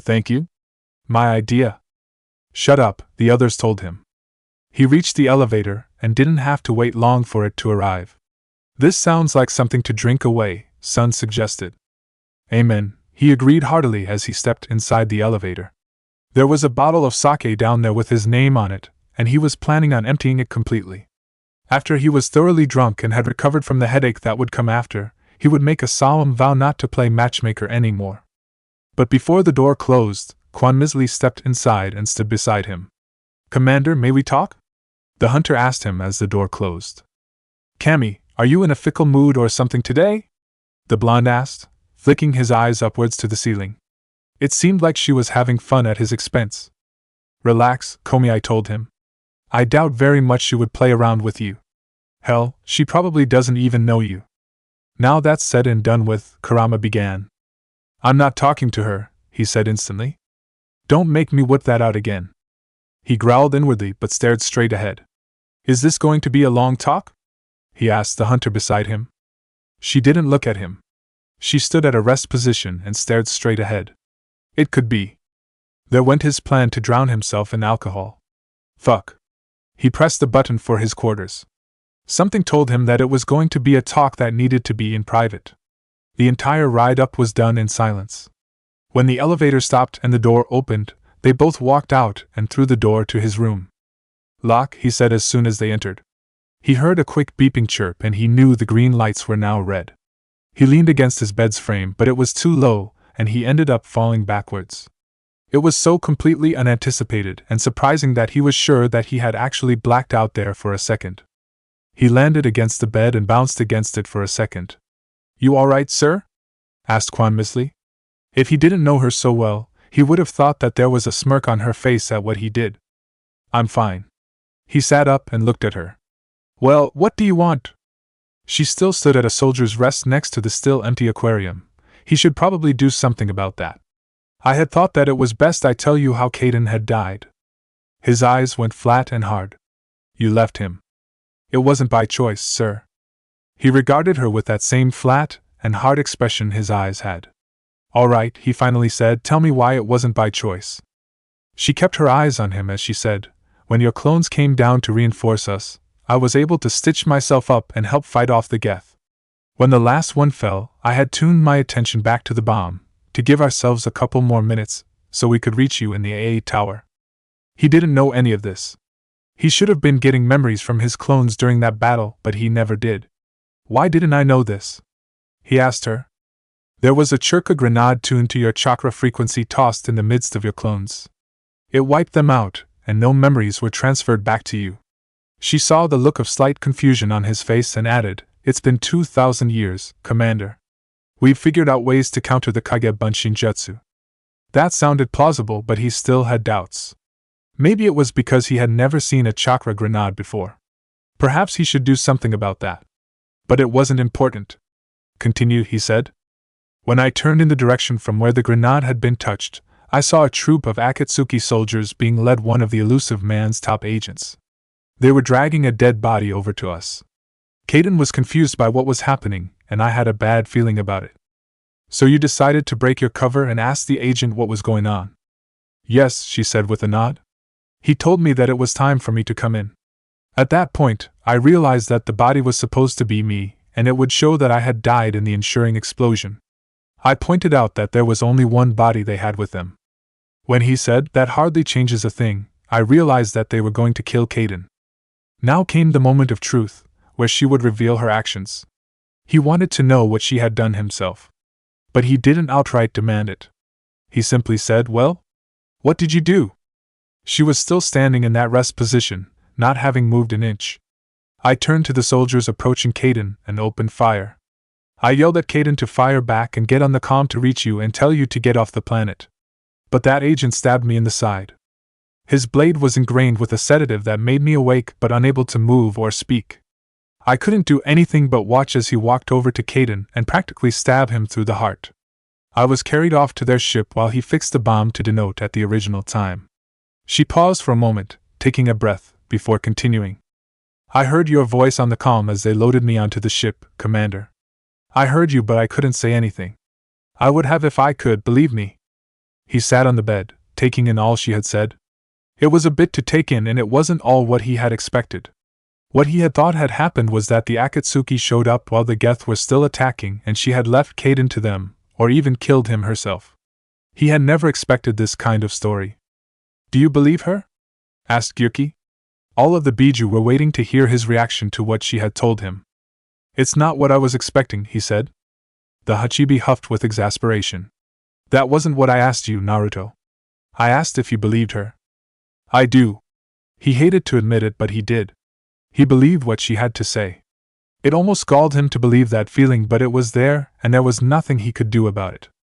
He didn't know if Kurama could sense his feelings or not, but it certainly felt like that when the fox said there used to be a time when you were able to forgive a friend right away, not let them stew in doubt and uncertainty for weeks on end. He glared inwardly at the fox. The war changed things. I grew up. I know. I was there. Then why do you feel the need to bring up what I used to do? You know what? Don't answer that. I don't care. While the fox did not say it aloud, he definitely said it inside his own head. You were different before the war. He had been more hopeful, more forgiving, and definitely less cynical. And while the fox could appreciate the latest version of him, there were times when he missed the old one. Commander? Said the hunter standing before him. She hadn't changed a single thing about her stance or her expression. And yet, he could see a hint of uncertainty in her gaze. She wasn't sure what he would say next. He didn't answer her for another minute. Not out of spite, despite what some of his tenants might think, but more to collect his thoughts. She had told him the truth. He could figure out that much. And she didn't try to reason with him about why she had been taken away. Those were points to his good side. But the fact remained that she had been a double agent the entire time. She had lied to him. A lot of people have lied to you, a voice of his own self whispered to him, some for your own good. He knew that. They had lied to him to protect him from Obito whenever he had gotten too close, sacrificing their lives so that he would live longer. It wasn't something that he had liked. And there was the other side of things. Some for naught, he argued back. Even though there had been a war going on, some people had decided to play politics and tried to get him on it. They tried to deceive him into doing something for them, but he never went for it. Others had lied to him in order to get him out of a fight because they thought he was hogging all the glory. That he found completely ridiculous and stupid. There was nothing glorious about the war. They are not here. She is. One question, he finally said to the hunter. The agent you talked about, the one with the sword. Who is he? The uncertainty left her eyes at that question. I don't know much about him. Miranda might be able to give you more. But his name is K. Lang. He stood up and faced the door. Unlock, he ordered it, watching the lights turn back to green. You may leave now. She saluted and walked away. As he watched her go, he felt his hatred for what she had done lessen. Lessen enough for him to say something truthful. Quan Misli, he called out to her, making her stop and look back at him. You did well with the bomb. Thank you. Perhaps I should consider taking you more on missions.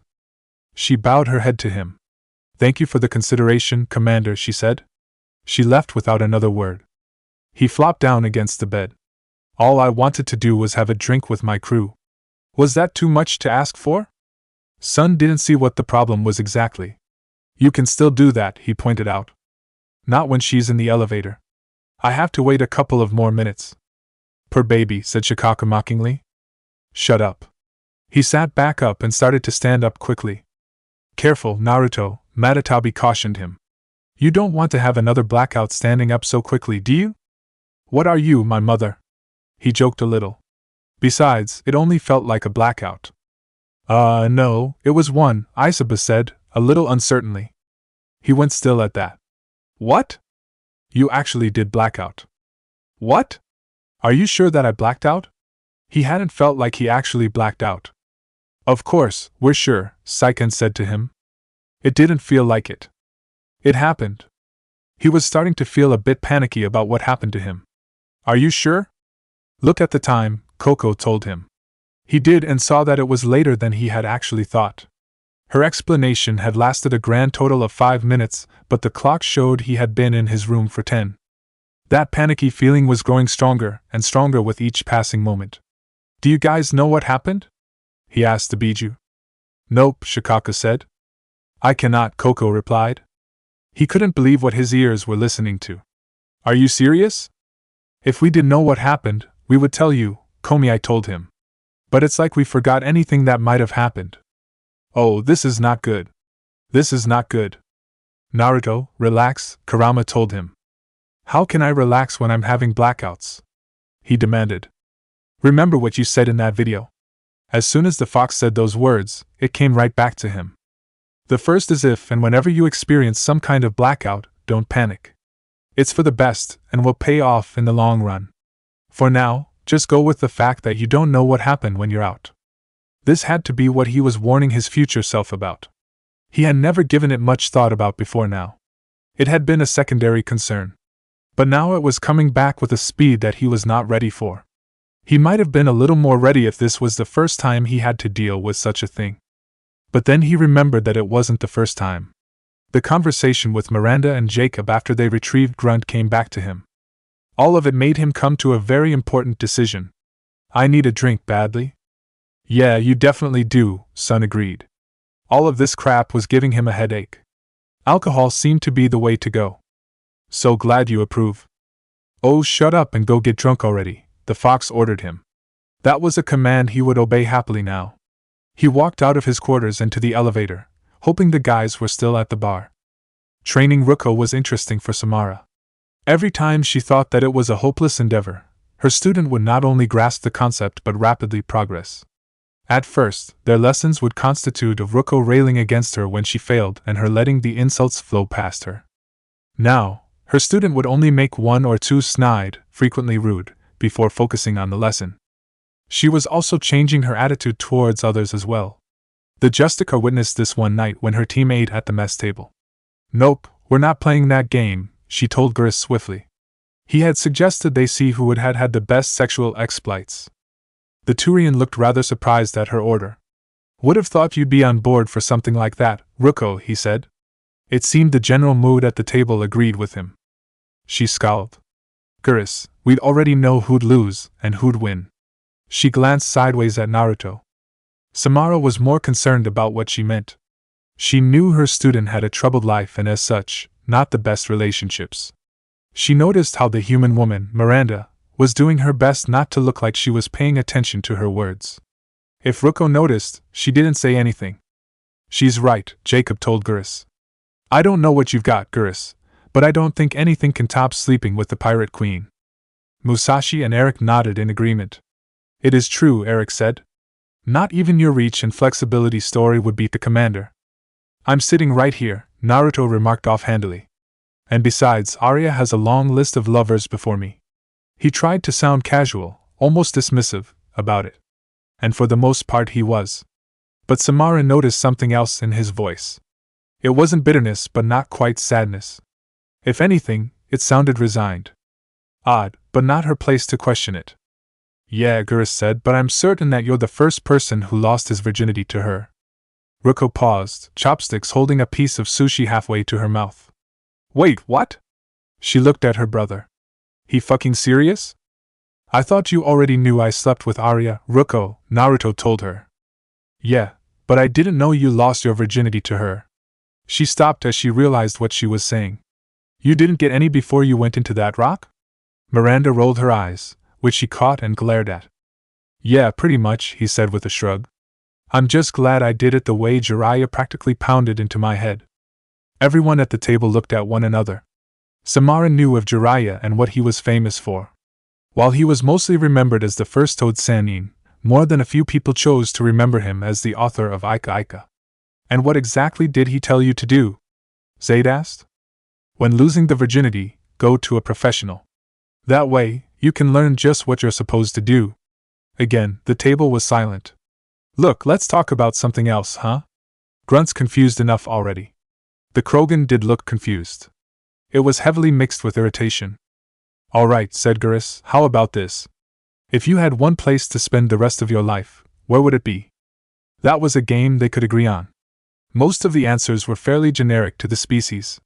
But there were a few who weren't. Naruto was silent for a long moment before he tentatively said Konoha. Grunt didn't really know what he wanted, so he dismissed it. Miranda gave a vague answer that no one was happy with. But it was Ruko's answer that Samara wanted to hear. Her student stared at her plate for a long couple of seconds. "Isla del Sol, or one of those tropical islands," she finally said.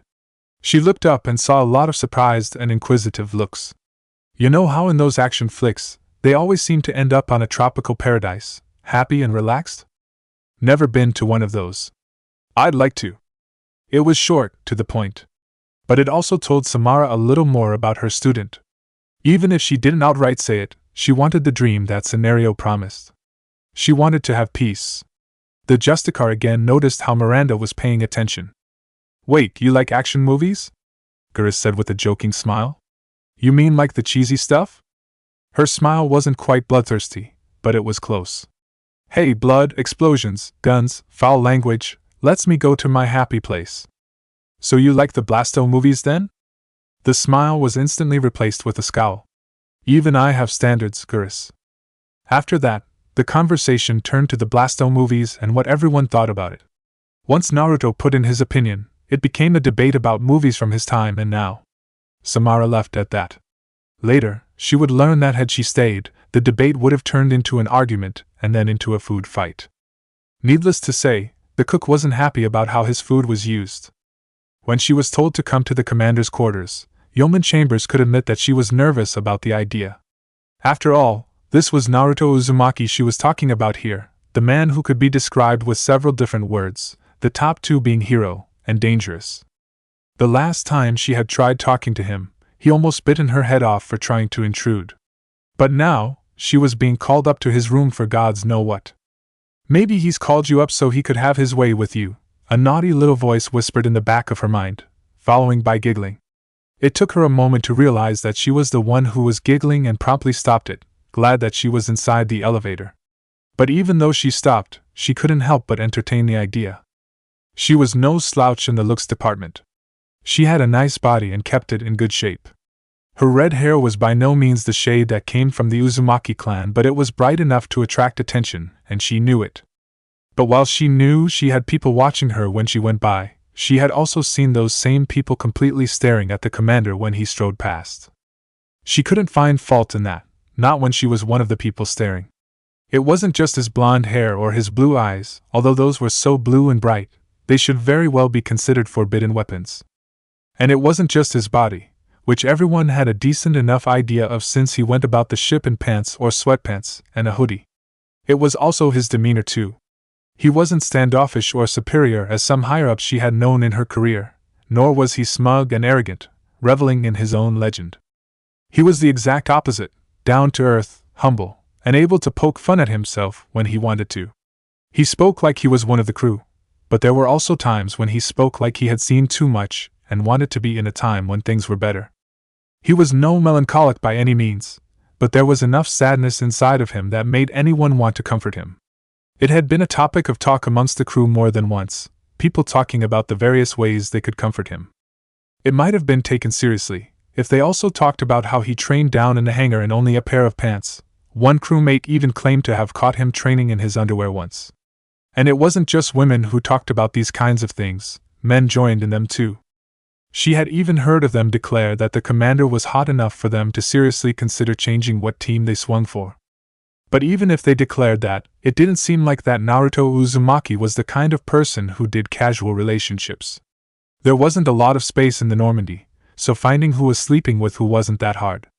But those rumors never seemed to center on the commander. In fact, the closest she had ever seen him been with was his self-proclaimed sister, and that was just friendly. Of course, they had all heard that he had slept with the pirate queen of Omega. Who hadn't? Some of the crew denied that fact, saying that he would never fall so low as to sleep with an Asari. Others wondered if the relationship was still going. The ship had docked at Omega after all. All those thoughts swirled around in her head as she stepped out of the elevator, eventually centering on one common point. What exactly does he want from me? That little naughty part of her suggested that he wanted her for something that she would probably enjoy very much. But she put that voice away because it was highly unlikely. There was no way she was called up here just for a booty call. Still, she took a moment to make sure that she looked just a little more presentable before announcing, "Commander, it's Yeoman Chairman. You called for me." "Come in, Yeoman," the commander's voice spoke from beyond the closed door. She took a step towards it, and it opened, revealing the Fox's Denver. She had to admit that they were rather spacious and accommodating, which spelled luxury on a military cruiser. The only thing that was odd about the quarters was the fact there were no fish in the aquarium. The commander himself was sitting on the couch fiddling with a kunai. He was wearing only a hoodie with his pants, and she knew that it was only half because the zipper wasn't pulled all the way up. He looked up with half-lidded eyes that went to full and bright when he saw her. "Thank you for coming, Kelly." She made sure to look him in the eyes, even though she suddenly had a dried throat. "You sent for me?" "I did. I guess I need your help after all." "My help, sir?" she repeated, a little bit confused. He looked at her like she was making him confused. "You're the one who said you wanted to have a talk with me." Oh. While one part of her felt disappointed that kinky things weren't happening, the rest of her felt like an idiot. Of course he would want to talk to her. It was in her job description. Hell, it was her job description. But now wasn't the time to mourn that. "What would you like to talk about, Commander?" He put the kunai on the table, not exactly out of the way but not also directly in the path of his hand. He looked at her and said, "I looked you up and read that you're a bit of a history buff." "I am, sir." It wasn't something she really told anyone about since she figured it didn't matter in the long run. When she discovered that Zaid had minored in history while at the library, which was surprising in and of itself, they had many a discussion about the events that had shaped humanity. She had found them to be enjoyable and actually looked forward to them now, something she never would have thought possible when he first came aboard. He sat back down on one side of the couch and gestured her to sit down on the other side. She did so, assuming a relaxed position that also embodied listening and welcoming, an ideal position for a therapist. For a moment, the blonde eyed her warily, like he was thinking she was going to attack. But then he relaxed again and said, "I've been having dreams." That wasn't what she usually heard in a session, but she could work with it. "What kind of dreams, sir?" His face somehow managed to look both frustrated and sheepish at the same time. "Well, not exactly dreams. I guess you could say they're visions." That was even more confusing, but she refused to let it show on her face. "Are they visions or dreams, sir?" "I don't know. I was hoping you could help me there." "What are they about?" "Sakura," he answered without even thinking about the question. She was the one who paused. She was well aware of whom he was talking about. Practically anyone in the human medical world knew about Sakura Haruno. She also knew about the rather awkward position they had gotten themselves romantically during the Fourth Shinobi World War, alongside Hinata Hyuga, Sasuke Uchiha, and Kiba Inuzuka. If he was having dreams about her, one idea of what he was dreaming about exactly came to her, and it made her feel a little bit uncomfortable. "Sir, I don't think I'm the right person to be discussing your romantic dreams about your old teammate." "Huh?" he asked with a very puzzled look on his face. The look soon slid off and was replaced with horrified realization. "Wait, you think I'm dreaming about that kind of stuff with Sakura?" It sounded ridiculous when he said it like that, but that was what she thought he meant. "Well, consider who trained you, sir." He groaned audibly and smacked his hand against his face. Why do people always throw Jiraiya and Kakashi back in my face when it comes to this kind of stuff? Why? "Do you really want that answered?" Kurama asked him. No, it was a rhetorical question. He knew why they did, and he found it to be grossly unfair. "Just making sure," the fox replied. Sir?" asked Chambers. "Don't answer, it was rhetorical." "Oh, okay." He dragged his hand away from his face and looked at her. "It's not that kind of dream. I think I've been having dreams of what happened to my friends after I was sealed away, and it's all centered on Sakura." He paused to breath in and out. "But now I'm having a hard time believing them. There's no way it could happen the way I'm seeing it." What he was saying made her curious, and as her duty as the ship's therapist, she was bound to ask, "What exactly are you seeing, sir? Perhaps you could start with the latest one." He nodded in agreement. It was a good place to start. It was a vision of her in her own house, and she was standing beside Sasuke. She was raging about how they couldn't do that to her. Sasuke was trying to calm her down. But even as he tried doing that, he also pointed out that what she had done was grounds for expulsion and stripping her of her medical rank, and it was only because of her years of service in both the hospital and the field that she was put on indefinite leave. As soon as she realized the scene he was describing, each word that came afterward made her stomach feel more and more uneasy. When he was done, she felt like she was about to spoil a big surprise for a kid that couldn't wait to see it. Sir, that did happen," she finally said. His eyes hardened slightly, and she got the feeling that he was on the verge of getting mad. "And how do you know that?" "It's been recorded in history as Sakura Haruno's lowest point of her life." She could see the doubt in his eyes. She had to explain it, but she didn't know how much he knew. "Commander, did you see what actually happened to her?" "No." "Do you?" "I do, actually. It's well recorded." The anger he had in his eyes was still there, but a fear and uncertainty came into them as well. "What happened?" "She was working in the ER at the Konoha hospital and a boy was rushed in. His injuries were never fully described, but what the history books say was that they were so critical that Lady Sakura was called for. But when she got there and saw the boy, she did nothing." "Nothing?" he repeated. She nodded. "She let the boy die." "What?" He shook his head. No way. Sakura would never do something like that." "She did, Commander." He looked at her in complete disbelief. "Why?" Her answer chilled him to the bone. The boy was a Midgardian. And that was well documented. He stared at her for a long minute, disbelief written clear across his face. But then it slowly faded away and he buried his face in his hands. A whisper came out from between his fingers, "Good Cammy." Kelly probably shouldn't have said anything at that point, but she felt compelled to tell him the rest. "Sir, that wasn't all that happened because of it." He lifted his head up just enough for her to see his eyes. "There was more?" She nodded. "Yes." "Was any of it good?" His tone was hopeful. "I'm afraid not." His face became hidden by his hands again. "How bad was it?" She gulped in some air, feeling that she was about to tread on thin ice. She was already estranged from her eldest daughter because she married her Marine teammate, who was a Midgardian too. When the rest of her family found out, they became estranged too. What made it worse was she unapologetic about it. It had gotten so bad that she became separated from her husband. "What?" he almost shouted, snapping his head out from his hands. "She and Sasuke got a divorce." She realized that she had made a small mistake with her words and quickly explained, No, they just stopped living with each other. She lived in a small apartment, while he and the rest of the family lived in the clan complex. She couldn't live there long because every time she left, all she received from the village were dirty stares. Not even her own friends would talk to her. "Oh Cammy," he silently prayed. He knew all too well what she was talking about. She had just described his childhood, and it had been inflicted on his friend. That wasn't something he would wish on any of his enemies.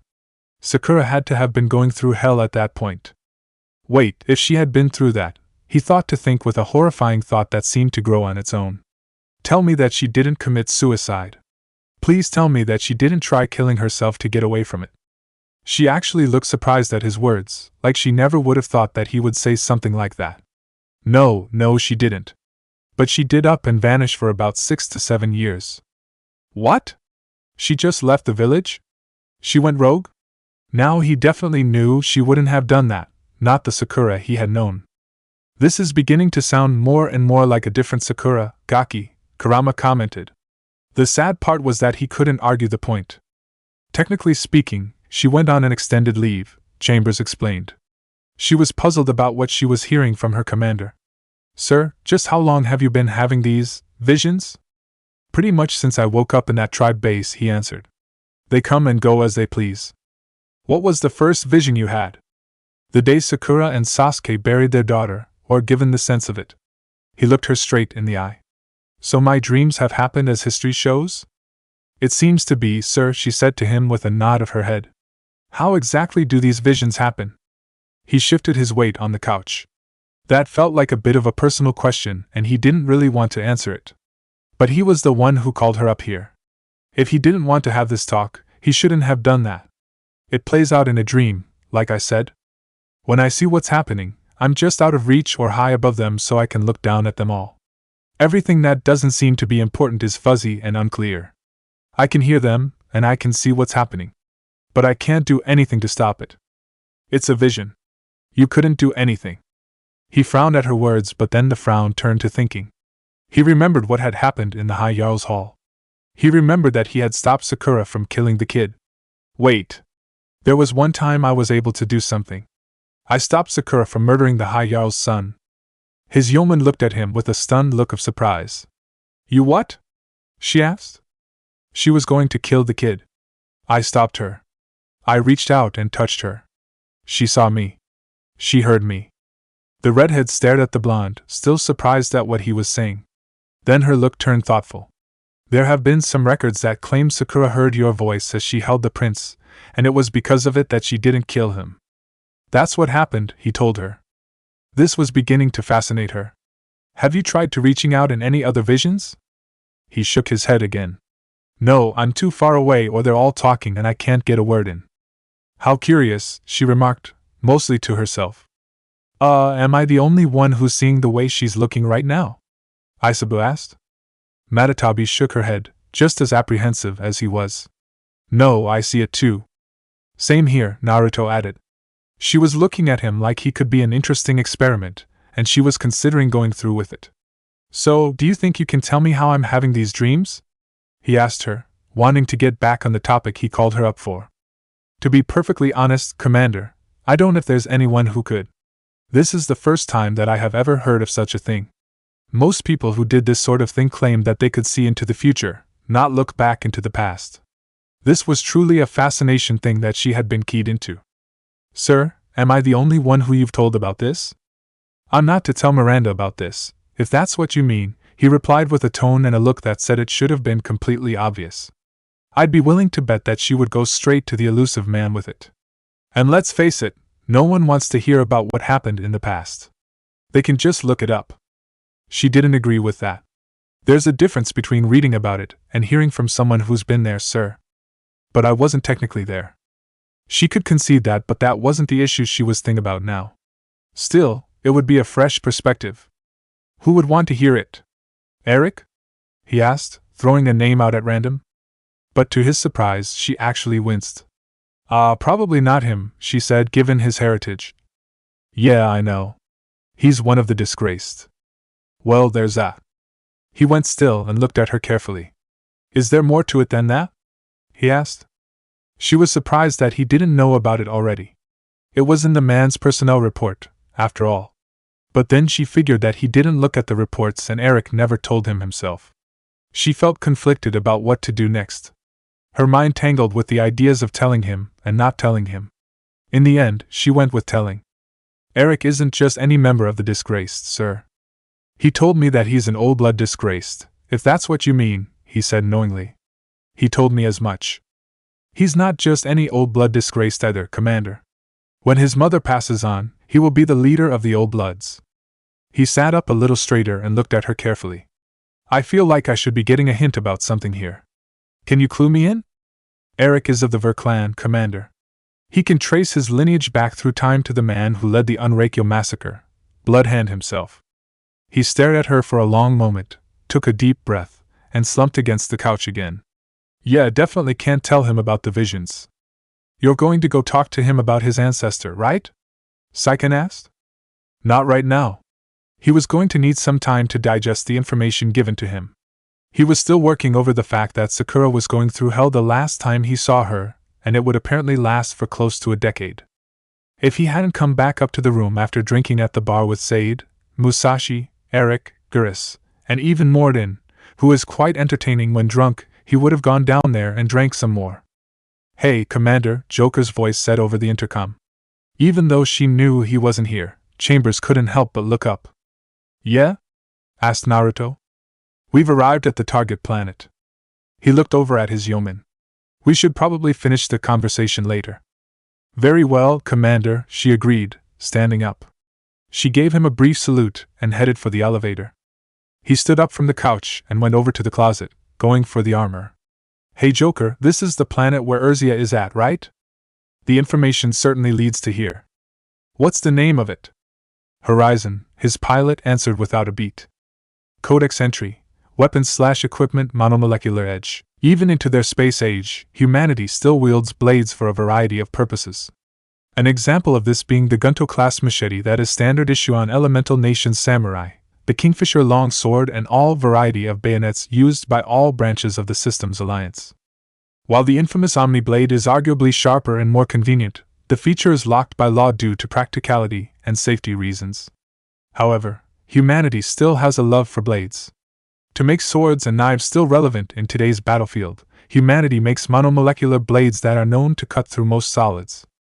While the technique and materials to make such a blade differs between smiths, monomolecular edges always have one common feature. Contrary to its name, the blade is always within a measurable number of atoms in thickness. As long as the bond between the atoms is strong, the blade will cut through any solid matter very cleanly and effortlessly.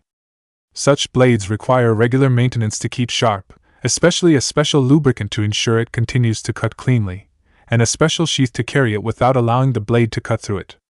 Still, those who own such weapons praise the blade on being a reliable enough backup weapon to cut through even Krogan hide with ease and find the amount of time and effort in maintaining it to be well worth it. Despite the fact that they are relatively easy to make, monomolecular edges are not a standard piece of equipment on any Systems Alliance edged weapon.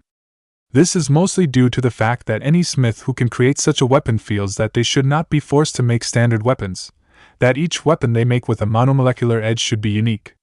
Their ability to declare this comes from an event in 1873 c. Union Guild Wars. However, in addition to war, monomolecular edges have also found their way into the medical field as scalpels when lasers are unavailable or are unnecessary.